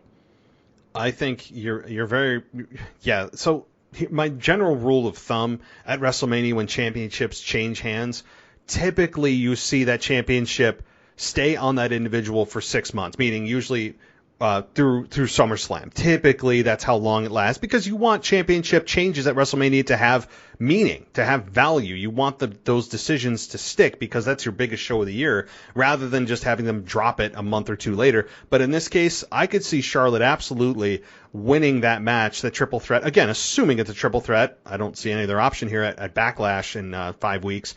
That Charlotte pins say Asuka to win it, and it protects Rhea Ripley because she's not involved in the decision, and Charlotte becomes champion. I could absolutely see that, and I wouldn't be sad about that. I think people, as much as we have said, and I've even said it at times, that we're sick of Charlotte and that she's everywhere, and we've got Charlotte overload, and we're just saturated with Charlotte. But then she leaves, and you realize how big of a hole she left, and how just there doesn't feel like there's depth to the roster. And that kind of tells you, like, boy, maybe she was more important than we thought. Now, she's not the whole division, but, man, when you're at Charlotte's level, she's not at the give back stage yet, where she's just kind of doing favors. She's not there. I think she's got definitely 3 to 5 more years until that stage. But it just feels when she leaves that there is a hole that is it's there. It's very obvious. So, yeah, I don't know. I just think that I also think that, like, Charlotte, like, also hasn't really, like, I know everybody says, like, Becky or Sasha. I really don't think that we've seen Charlotte's dance partner yet. Like, you know, how you have, like, Rock and Stone Cold or somebody, like, you know, I just don't feel like we've seen, like, super, super magical Charlotte matches yet. I think, again, I people forget how long she's actually been around, and it hasn't been that long. So it feels like she's been around longer, but she hasn't. It's one of those weird things. I always, like, wonder about her and Toni Storm. I think they'd have really good matches for some reason. And I'm really looking forward to that happening, hopefully, and they don't destroy Toni Storm's character, because I really like her a lot. But I think that'll be, like, I'm really interested to see that match. And I think maybe it could be magic. But I think about that, like, when you don't, like, see it. Because some of the matches with, like, Becky and Sasha on the main roster haven't had the magic that they had in NXT. And I feel like they are getting better as performers. So I just don't think she's found her, like, mega match partner yet. No, I don't think she hasn't found that one that, like you said, the Rock Austin chemistry is once in a lifetime, though. I mean, Rock Austin is just, it's a match made in heaven. But a John Cena, CM Punk, you have these, Shawn Michaels, Bret Hart, you know, like, stuff like that. No, I hear you, and she'll find that person. You know, it does feel like the roster in general, the whole women's division needs a shakeup. And with Charlotte back, Rhea Ripley has now officially become a part of the roster.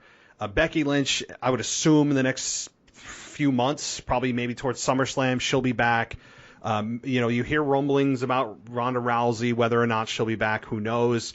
I would think maybe towards next year's WrestleMania, towards the end of the year, she might show back up. There is certainly promising, like you said, with Toni Storm. There's Io Shirai. I mean, there's a lot of good women. Io Shirai, woo! Yeah. I mean, not to cut you off, but I forgot about that. Mm-hmm. Like, NXT, man, that match, she's amazing. I love her so much. She's so good. Yeah. So I think there's reason to be hopeful. A very stale women's division that has kind of settled in over the last several months is starting to go away. We're starting to see signs of things being shaken up and new talent coming in and old stars returning. I think we're on the upswing, even though it's past WrestleMania now. We're in the WrestleMania hangover. But all right, let's keep moving on here with your thoughts. There's not too many matches left on WrestleMania, but AJ Styles and Omos, even though it's OMOS, you think it's almost, but it's pronounced Omos, whatever, defeats the New Day, and they are now tag team champions. And that was the first time Omos was in a ring, and I think he was okay. He was kind of exactly what you thought he would be, limited, intimidating, and was the monster that he played. But what did you think about this, and do you like the fact that they're tag team champions? I think it was an okay match. You know, AJ Styles is a star, man. He took a beating. He carried most of that match, which we knew was going to happen. And, you know, that's AJ Styles. He's the veteran. I think it's really stupid that the New Day lost the titles. I don't understand why they want them to lose them so quick. And, like, honestly, like, if we're being, like, completely blunt, I don't want to see AJ Styles as a tag team champ. I want to see AJ Styles as WWE champion. Maybe they're just giving him titles right now, like so he gets his Grand Slams and stuff because, he showed up late and he's not going to be there much longer. He's been very vocal about how he wants to retire soon. So I get that angle, but anything below the championship belt for AJ Styles, in my opinion, is below him. Like, it does nothing for me. Is it cool? Great. I'm glad, but I'm sure it's not going to be long term. And if it is, somehow that guy's going to turn on AJ and AJ's going to, get screwed because that seems to be what happens to AJ Styles, the heel. And, hopefully he gets back into the title picture at some point, but I don't need AJ Styles as my tag team champ. The New Day as my tag team champs is cool, but I don't know. I just don't I think it's beneath him. Well, I think the reason, I get what you're saying, and you kind of feel like it's a demotion, but I guess him being a tag team champion is better than him just kind of floating around not being any kind of champion, yes, which is what he was doing. So it's an elevation, just not where you want him to be, and he's certainly deserving and can easily slide into the championship picture at any time. I mean, we've all seen the impact he can have and how great he can be as WWE champion. We saw it and the amazing matches he had with John Cena, particularly at SummerSlam a few years ago. I mean, he can and is capable and still is capable of great matches. So, yeah, I understand what you're saying. I think the reason, though, that the New Day were chosen is because Vince looked at the Hurt Business and were like, I don't think the Hurt Business, a heel team versus a heel AJ and Omos makes sense for Mania, so let's go with the New Day. That's why they dropped the title so close to Mania. So, I know what you're saying, but okay, that's my opinion about it. Do I hate it? No. But it just seems gimmicky to me. Like AJ Styles being with this guy as his tag team champ. Like, it was one thing when he was with the Bullet Club or, the Good Brothers, but this just, I don't know. I like him as his bodyguard. I think it's a funny dynamic. Like, AJ Styles has really gotten funny, so good in that area that, like, he can make anything entertaining, even if it, like, comes off stupid. He's got, like, that Kurt Angle charm to him, But, yeah. I want a title on my boy. He's still my favorite right now, so. I think before he calls it a day in WWE and he retires, I think we'll see at least one more major championship run with him, but probably not more than one. If he's going to have another title, like a secondary, I want to see him as Intercontinental Champ. I think that's a title that, he could elevate. Because we always say that. It's always elevated, right? I think Big E was elevating it, and now, he dropped it. I get Apollo, but I digress. You know what I mean? Like, AJ Styles is, like, picture-perfect 1980s, late 80s, early 90s IC champ who would have, like, a 3-year run with it, That would be a title I would like to see him with, not a tag team title. Yeah, definitely. The only problem is he'd have to move to that brand, or the Intercontinental Championship would have to come to Raw. But that doesn't matter. They change that whenever they want. Yeah. Yeah, no, and I think a shakeup is probably happening shortly. I think, those rules don't apply. I know you try to stick to the rules, but they never abide to them. When it doesn't work for them, they just change it. I can't stand that. I cannot stand when they do that. That annoys me so much. I mean, we never got an explanation how the hell Baron Corbin came to Monday Night Raw. What? It makes no sense. And they have a quarterly invitational. And I said, everybody, I will bet you money that they will not stick to this quarterly invitational. And what the hell happens? So, all right. Seth Rollins and Cesaro. Cesaro beats Seth Rollins in 11 minutes. What'd you think? I thought it was about time for Cesaro to get a major win. That is a major win, no matter how you look at it. It's Seth frickin' Rollins. Seth Rollins' character right now, man, that guy is on another planet, but I like it. It's working. I don't know what it is, but it's working. And, but yeah, I think it was just a good, upper level match. It was solid. It had everything that you wanted in it. And, Cesaro finally getting a match like that and winning was a big deal. And I'm happy for him. I just hope they don't piss it down the toilet. Mm-hmm. I'm with you. Yeah, I don't know what they're going to do with this win. It could just do nothing for Cesaro. Every time we think they're going to do something major with him and use this or that as this or that win as a springboard to something bigger, they don't do anything seemingly. So I'll believe it when I see it that this is going to do anything for Cesaro's career. It was a good step in the right direction, but if there's no follow through, I have my doubts, right? Like, so it was exactly the kind of match that you thought you'd get from these two, just a wrestling kind of clinic. And it was fine. I had no problem either. Okay, Braun Strowman, or no, we already talked about that. Bad Bunny and Damian Don't bring Priest. it back up. No. Bad Bunny and Damian Priest defeat Miz and Morrison in a tag team match in 15 minutes. Bad Bunny, I think, surprised a hell of a lot of people in this match. Man. I was super down on Bad Bunny. I mean, I trashed him since the Rumble. We all do. That's what we do to every celebrity guest. Awful. I mean, he was a awful babyface. I can't believe they positioned him as. Same with Damian Priest. I mean, he has got the stink of this whole storyline still on him. But were you impressed with Bad Bunny? Yeah. I mean, it was what it was. I looked at it as a celebrity, WrestleMania match like everybody does, and Miz seems to always be involved in these matches, and I mean, it's probably one of the best goings we've had.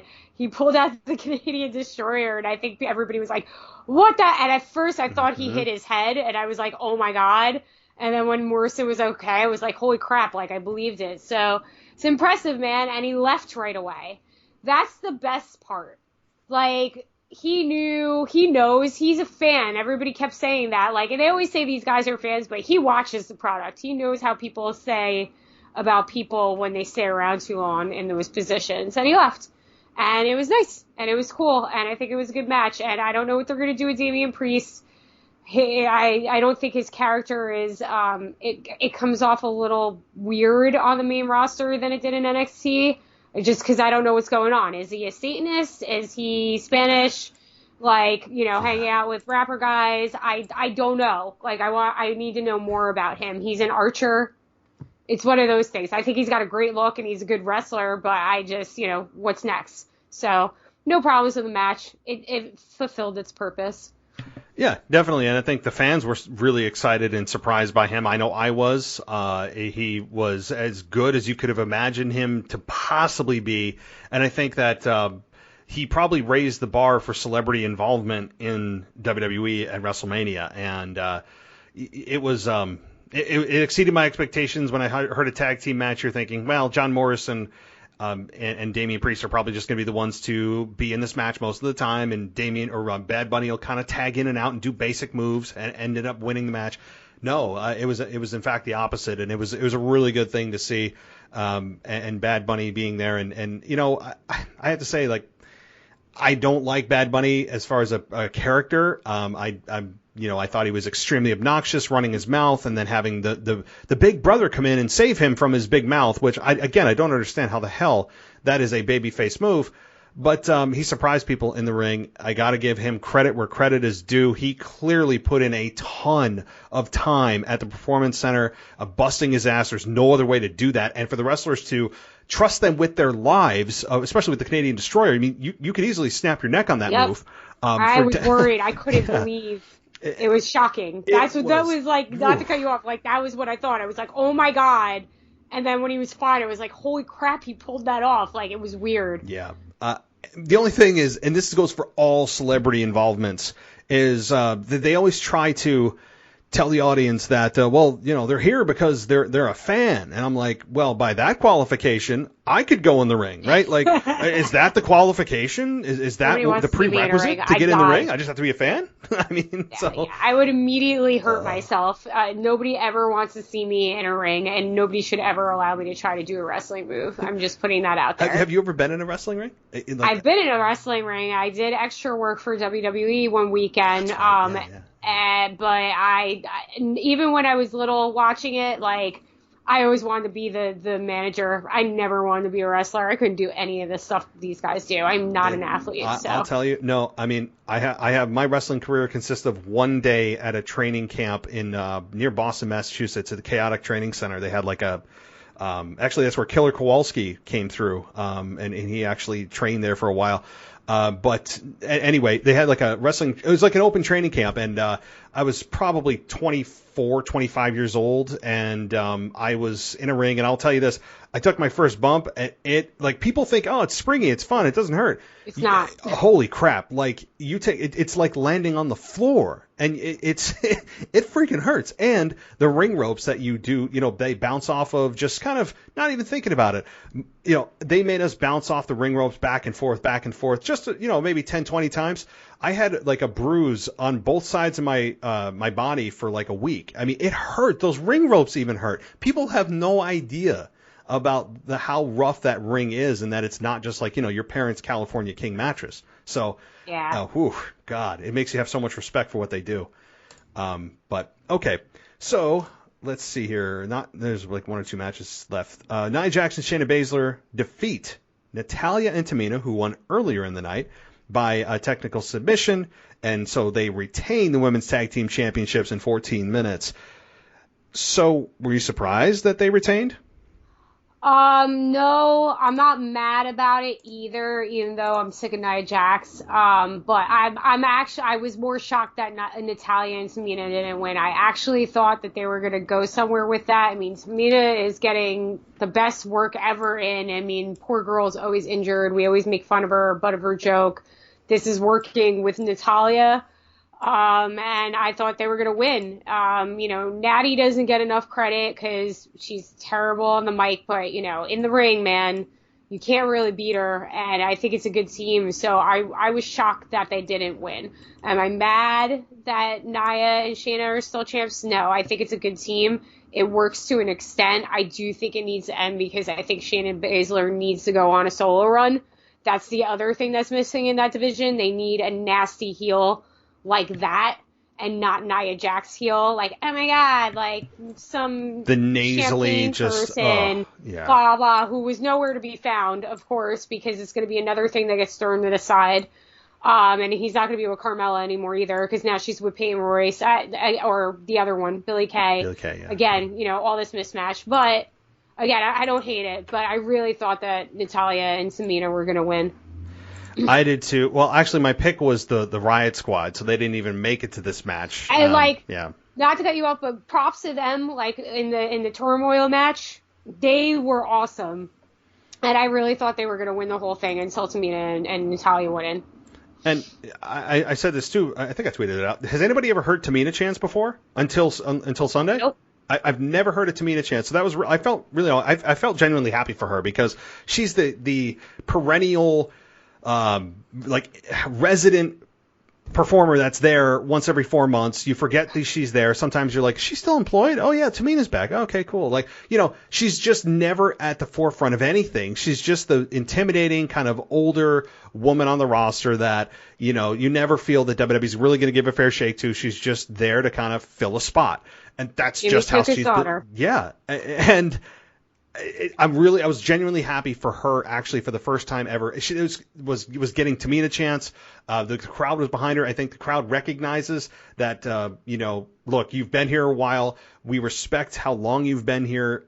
We recognize that you've had a lot of bad misbookings and not a fair shake, and that you've always been kind of overlooked. And I think the fans organically got behind her and Natalya, but mostly Tamina, I think. In that match, and I was genuinely happy. I was disappointed too. I think it was time. And Shayna Baszler going solo, man, come on, I want Shayna Baszler breaking people's arms again. That was the best thing ever, when she was just snapping people's arms. So yeah, I want that Shayna Baszler, not the one, and especially like you said, Nia Jax. I can't stand Nia Jax. So yeah. Sorry, my phone just went off. No, that's okay. All right, let's see what. Sami Zayn and Kevin Owens in a singles match. That was only 9 minutes. Logan Paul involved in this match. Well, not involved, at ringside. And he ends up getting a stunner to the crowd's delight. What did you think about this? I thought the match was great. I didn't think it needed this guy. Again, another insert of, pop culture for 5 years ago that Vince just found out about. And his brother and him have a very, very sordid past that I will not get into on this podcast. Yeah. Huh? No, I heard. Yeah, I know what it. I know You've heard, and yes. It's bad. It's bad. They're not good dudes. So he wasn't involved in the match. He sat at ringside, and then, he got stunned because everybody knows he's a scumbag. But Sami Zayn and Kevin Owens doesn't need that. They could have just went out there and just been having one of their matches. Their feud doesn't have to be a continuing storyline. Their feud and their storyline has been their career because they have been everywhere together and they've always been their, dance partners. So it's just the Logan Paul aspect wasn't needed. It could have been longer, and I think it just wasn't needed for them to wrestle. Yeah, it was just WWE probably didn't know what to do with Kevin Owens and Sami Zayn, and they knew that they're always good to put on a great match, and they did, even though it was just 9 minutes. They faced one another hundreds of times, as Kevin Owens alluded to, so the chemistry is absolutely going to be there. I think the right move was done. Kevin Owens should win because Sami Zayn losing feeds into his conspiracy theory mindset. So that was fine. Kevin Owens winning, it doesn't elevate him or doesn't really, de-escalate him. It just kind of keeps him at kind of status quo, which is fine. But the biggest thing I think the crowd wanted was Logan Paul getting his ass kicked. And it's just a shame that it wasn't Austin to give him a stunner. It was Kevin Owens. But it's a very crowd-pleasing move, and the crowd loved it, and they were begging for it, and he got it. But yeah, Logan Paul, it's a slippery slope talking about that dude. But if people don't know what Vine is, that's where he started getting his fame. Just look it up if you really need to know. He's got a seedy past. I'll just leave it at that. No doubt. So anyway, let's see if I missed anything else on WrestleMania. I don't think I did. I think I covered it all. So moving on to Monday Night Raw. I know we already talked about a lot of this stuff, so I'll only ask you regarding things we didn't talk about. Bobby Lashley defeats Riddle after a run-in backstage where Riddle met up with Lashley coming into the arena and starts talking about just mumbo-jumbo and then calls out Lashley for the things he said in the past, and that annoys Lashley enough to beat the hell out of him in a match, and that's exactly what he did. So I'm sure you and I were not shedding a tear that Riddle got his ass kicked in this match. No, I just, as long as Bobby Lashley is going to continue to dominate everybody, I want to know what's going on with MVP, but, I wasn't expecting the Riddle to win his title back, so. No, Riddle has, by the way, I don't need everything with Riddle saying bro nuts, bro this, bro Derek, bro, okay, I'm going to get off him. I cannot stand his character. Okay, here we go. This was not on Hulu, but, Cedric Alexander and Shelton Benjamin, who were in an extremely successful group of the Hurt Business, elevating themselves, are now have now been relegated to the Viking Raiders. And the Viking Raiders defeat Cedric Alexander and Shelton Benjamin. Boy, you talk about a fall from grace. So. Yeah, the Viking Raiders are back. Yay! Yeah. I don't know. Maybe they'll find who is it? The Street Profits, and they can go and do their anything you can do, I can do better gimmick. I don't know. I have no words, Matt. Yeah, let's move on. Okay, Rhea Ripley versus Asuka ended in a no contest for the Raw Women's Championship. Of course, like I said earlier, this was a clunky match, and I hate saying that about both these women. I just think it probably is a clash of styles and lack of live in-ring time with one another. So that's what I'll chalk it up to, because both are really good, particularly Asuka, who is so adaptable to styles. I just think it was a lot of miscommunication and lack of time. But we have Charlotte interfere and take out both women in her very leggy outfit, take out both women and stand tall. And did you like that? Well, yeah. Again, I like the reinvention of Charlotte, but I don't know if she necessarily needs to be inserted in a triple threat match at WrestleMania Backlash, brought to you by WrestleMania Backlash. God. Please don't start. I don't even know. Again, McManigans. So yeah, I guess that's where we're leading. Maybe she goes after Rhea Ripley after the whole thing that happened last year with her. That makes more sense in the storyline. I think, unfortunately, Asuka is going to get pushed to the background for a little bit. But I don't know. I couldn't tell you. Again, I could be talking to you in 3 weeks, and it could be completely on its head. Yep. So. No, we can only talk about what we know right now. I understand. Yeah, things could completely flip. I enjoyed it. I thought it was a good thing. I mean, yes, this is an inevitable triple threat. We know that. We're going to call it Backlash. I just, I've never heard them. We all know Backlash is implied that it's the Backlash from WrestleMania, but they are trying to take the marketing, the brand name value of WrestleMania and stick it yet on another pay-per-view. They did that with the Smackdown before WrestleMania. They called it WrestleMania Smackdown. That's not a thing. It's Smackdown. I mean, so you can't take two pay-per-view names and mesh them together and try to tell me it's something that it's not. And that's what I don't get it. I don't get it. Okay.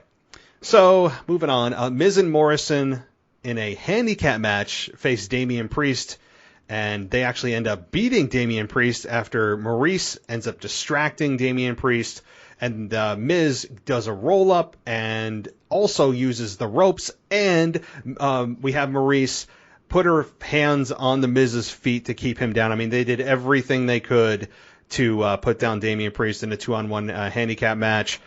Do you have any thoughts on this? Nope. Miz and Mrs. Don't forget about the new season of Miz and Mrs. I did watch that though. I love that show. I'm not bashing the show. Is it good? I mean, I really haven't really watched. Is it actually worth? Yeah, no, they're funny. Okay. It's a funny show. I'll admit it. I watch it. It's one of the ones that I don't hate watch. I hate watch the Bella Twin shows, but yes. I actually enjoy Miz and Mrs. What channel? What network USA. is it on? USA. Okay. Well, I'll take your word for it. It's such a shameless plug for it. I mean, every time that they have a new season, but whatever. So Damian Priest, I think, still is coming off, even though he's supposed to play the babyface in this angle. I think that he's still. I just, like you said, I don't know what he is. Especially if you didn't watch him in NXT, you're just like, what is this dude? What does he stand for? I don't know. I think he's fine in the ring. He's got a good look, but I think the Bad Bunny thing that he did for 3 months from Rumble to Mania was not good for him and didn't endear him to fans. But I mean, it is what it is. He's on his own now. Bad Bunny's gone. His celebrities always disappear after Mania. And he lost to Miz and Morrison.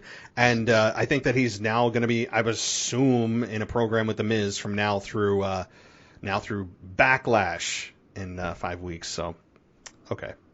Moving on. Nia Jax and Shayna Baszler defeat Mandy Rose and Dana Brooke by countout.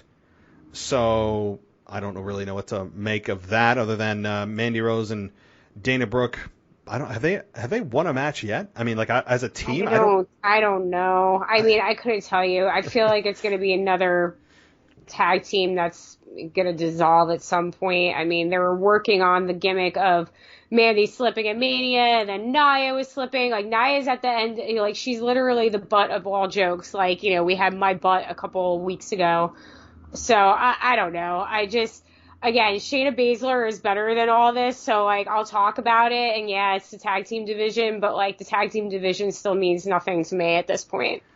Yeah, well, at least I would say that, for a long time since they implemented the women's tag team titles, that they did a very, very uneven job of making it feel important, and there really was no division for the titles to be warranted. I mean, it's almost like they forced the title when there wasn't even a women's tag team division. Like, yeah, I mean, and like they screwed the pooch from the get-go, because in my opinion, the inaugural should have been the Iconics, and I don't.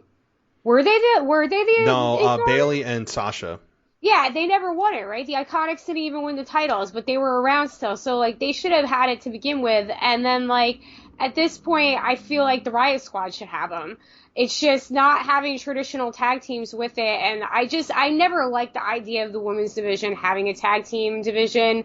I just feel because it's too small, and then you throw single people together, and I don't know. It just does nothing for me. But, we're going to keep doing it. Nia and Shayna are a dominant tag team. She's so unlikable, and what Shayna Baszler is capable, that it just kind of poo-poos on everything, Mm-hmm. Yeah, it does. I will say this. At least there is only one women's tag team title. It's not, one per show. I think certainly they don't even have the roster. The roster's not even deep enough for that. But I would even like the men's division to have just one tag team championship. I think that would make that championship immediately feel more important, because now there's less of them. But, yeah, the women's tag team division, like you said, though, the Riot Squad is more than overdue. They were my pick for Mania. I don't know how they haven't got a run yet. They barely let them talk. They do, but it's extremely limited, and it's like once a month, and they do very canned, quick, 30-second promos. We don't get a lot of time on-screen time for them. I don't know what the problem is and why they have been overlooked so many times. But I think Shayna Baszler and Nia Jax are on a collision course. I think they're going to break up probably in the next month. They'll drop the belts at Backlash, and we can all move on where Shayna Baszler gets her deserving singles run, and Nia Jax goes back to just injuring people on a weekly basis. I mean, that's probably that's her gimmick, right? So, all right. New Day defeats Elias and Jackson Riker. I don't know what to say. Jackson Riker and Elias probably, I don't think they've won again. I don't think they've won since they've been a team. And they do absolutely nothing for me. It's just another thing that I just don't care about. I hear, and Elias or his introduction, and I walk out of the room. Like at this point, I just walk out. I don't even care. And I feel for the guy because I do see talent there. He has a presence. He does have charisma, but he just hasn't evolved at all. Like he's the exact same dude that we saw at the beginning. He's this wannabe, and now he's a lackey almost. Yeah, he's like always a lackey role. I don't know. I think that Elias needs really a gimmick alteration, and he needs time away. I think that both of those would really help him, get him repackaged, think about what he could do, because I think he has more to deliver other than this pretend hit musician that comes out, sings a song, you know he's going to get interrupted every time, and then he just loses the match. Like, that's the formula for Elias. So there's more there, and I think time away and a think through of his character would really help. But, all right. So then we get to the main event, and that is Drew McIntyre versus Randy Orton versus Braun Strowman in a triple threat match for the title opportunity at Backlash. And we see Randy Orton hit the RKO on Braun Strowman. And then, of course, Drew McIntyre does a Claymore, which is really just a dropkick. I mean, a Claymore to Randy Orton, ending up getting the victory. Then we have MVP come out and stare down Drew McIntyre, which at that point we get the introduction of Slapjack or Flapjack or whoever it is, and Mace come out and basically do a double choke slam on Drew McIntyre, leaving him laying, and MVP is standing there with a smug look on his face. So, what do you think about Drew McIntyre yet getting another opportunity at the WWE Championship and the introduction of Mason Slapjack apparently working with MVP? The Drew thing doesn't bother me. I mean, again, convoluted rules for other people and other people don't apply, but that's fine. But I don't know what's going on with this Retribution thing. I thought this was over. Did you think this was over? These poor guys. And like, just, again, none of it makes sense. Putting him with MVP, does Bobby Lashley know about this? And if it does, then, like, why didn't you just keep the guys that were in the group who wore suits who look like they go with him still? It's just annoying. Like again, that was probably one of the worst Monday Night Raws that I've seen in a long time, and it was definitely the worst Raw After-Mania that I've seen in almost 10 years. I think that's the standard we need to look at this as, not just necessarily all Monday Night Raws, but what's special about the Monday Night Raws after WrestleMania makes this even harder. And yes, fans aren't there. That's a huge deal. The fans are what make Raw After-Mania so awesome, with the chants and all that kind of stuff, and the beach balls that, Cesaro popped and all that stuff, right? Like, that's what makes Raw After WrestleMania really fun. And Thunderdome is, they're doing the best they can. It's not WWE's fault. But on top of that, if you took even the crowd issue out of it, this was it was a run-of-the-mill Monday Night Raw. Like, you would have not looked at this, and if you just took this Raw and placed it anywhere else in the year, and you were to have to figure out which Monday Night Raw out of these 5 is the Raw After WrestleMania without knowing anything, you would never pick this one as the Raw After WrestleMania and going, that's it. So it felt very kind of ho-hum. It was just to me, it wasn't the worst Raw I've ever seen by far, but it wasn't anything special that you have come to feel for Raw After WrestleMania, that electric feeling that you get at the Raw After WrestleMania certainly was not here, but again, the fans weren't there. So, So, I mean, but last year it didn't come off this bad, and there were no fans there last year. Oh, so that's bad. Yeah, that's bad. Yeah, I mean, I don't remember last year being a terrible Raw after WrestleMania. Something went down that was huge. I mean, Drew won and stuff like that, but something went down that wasn't bad, because everybody's always talking about this. Just came off like there were no surprises, other than that at the end, and it just, there were no main roster call-ups, and I get that, I guess, too. Maybe there's going to be something different on Friday on Smackdown, but it was not, after Sunday being the lesser of two nights than this Raw, it just felt completely flat. There was no moving there. It was just rematches, and then there are going to be more rematches at the next pay-per-view. Yep. I mean, when you put WrestleMania in the name of the next pay-per-view, you immediately know that you're going to get a lot of rematches. I mean, it's just it's basically going to be the WrestleMania card, about 75% of the WrestleMania card again. With probably the same outcomes. So, yeah, I mean, once we get past Backlash, I think then you really get into the new season and we can flush all WrestleMania storylines away.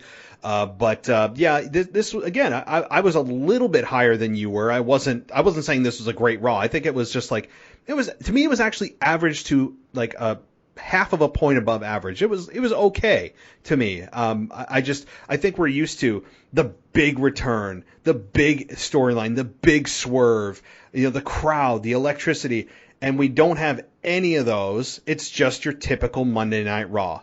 And that is what we got. We got just an average Monday Night Raw with none of that intangible energy that we have from a Raw After-Mania.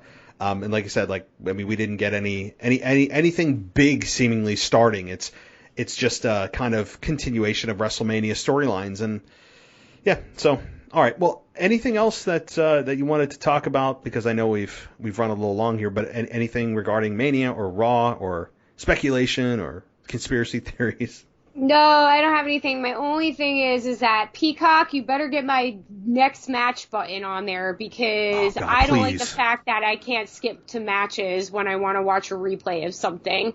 It's really bothersome, because I do go back and watch pay-per-views after, because sometimes I won't be paying attention during certain matches, and if something happens, I want to, but I can't even skip to the beginning of the match. You know how drawn out these things are? Peacock, get your crap together. Not happy about it. I really miss the WWE Network format. We were talking about this last time, and you were trying to be optimistic. I was trying. I tried, and yeah, I mean, again, I think they had to have heard. That's the number one thing I think I've heard about the organization of the content is just so haphazard. There's no central hub on the app. It's just you got to search in the general search bar. Yeah, I searched for it today too, and I was complaining on Twitter. I was searching to watch Night 1, and I put in WrestleMania Night 1, and all that was coming up was WrestleMania Night 2, and I was like, oh, okay, so we have Night 2 on the network, which nobody wants to rewatch, and Night 1 that everybody probably wants to rewatch, it's not there. And it was on there, except that one was listed WrestleMania Season 37, Episode 1. So that's how you have to find WrestleMania Night 1. It's like a Netflix organization. It's really different than Night 2. Oh my God. Yeah, that's not how wrestling fans look for stuff. I mean, you'd think with $1 billion deal, they would want to make sure that it's organized in a way that fans actually are used to and can find content easily, and not who the hell is searching for WrestleMania Season 37. No one's doing that. No, they're putting in WrestleMania. All the WrestleManias should pop up. No matter how they're labeled. You can't have one that says Night 2 and then have the other one not say Night 1. But WrestleMania should just bring up all the WrestleManias they have. And then the other one was, I was trying to watch the Jericho Austin podcast, and I just typed in Steve Austin, and nothing was coming up. And then I was like, I have to type in exactly Broken Skull Sessions. You have to. And then it came up. And I was just like, this is... Yep. It's not so inconvenient. It's I know it's the first world problem. I get that. We're all spoiled because of streaming, right? But at the same time... It was perfect. Yeah, I know. But when you're so used to Hulu being easy and the WWE Network being so easy, and you get to Peacock and you're like, what the F is this, man? Your standard of being able to find content is so high that when it gets dropped even a little bit, you get pissed off. So Peacock, and then the come other on. bad thing about it is that they have 3 sections. It's like channels, live, or like channels, search, and browse or something. And when you hit channels, yeah, it'll have all the live channels and it'll have whatever is live on it, but you can't scroll through it. Because when it opens up like whatever the first thing is clicked on, really big on top, and then there's like a little space in between where the stations are and the search bar button is, and if you don't touch it right and scroll up, you hit the search button. So you can't even like look at the stations, like all the network channels that they have, and like hit it to watch live without like messing it up a zillion times. So you have no idea what's on the network live. You have to look for the WWE network, and then like you can't even tap on the thing to, like, it's impossible. Like, you have to keep trying to do it. I haven't done that yet. So, oh boy. Peacock, your format sucks ass. Get your crap together, or you're going to lose a lot of people, and it's heartbreaking, man. I miss the network. I do. I know. I do too. I know the thing is they've got it for 5 years, so it's not going anywhere. I mean, we're locked in for 5 years with Peacock. They better get their S together. Yeah, I know. All right. Well, Mary, thank you again for coming on here. It's great to catch up with you. Raw after WrestleMania 37, leading into a Backlash that we're going to call it here, the WWE podcast. I refuse to say WrestleMania Backlash. That's not a thing. Okay. Backlash is by definition the WrestleMania Backlash. I don't need it. The title is such. But anyway, do you have anything else you want to share? Social media? Anything else? You guys can follow me on Twitter at Mare_Bear, MARE_BARE. I'm kind of funny on there sometimes. You should find that M. Bison tweet, because I thought it was gold. Just like it, so I can have a good day. And you can follow me on Instagram too at Poppins311, but I'm not as fun on there as I am on Twitter. Yeah, the golden tweet, guys. Even if it's out of pity, just go and like that tweet. Just like it, because I thought it was gold. It's a little hidden gem. You didn't get into Photoshop. If you Photoshopped it, I'm telling you, it would have been viral. Like that's. Yeah, I should have done that. I got to get on those skills. All right, Mary. You have a good night. Thanks for coming on, and we will be in touch very soon. All right. Thanks for having me, as always. All right. Take care. Bye. Bye.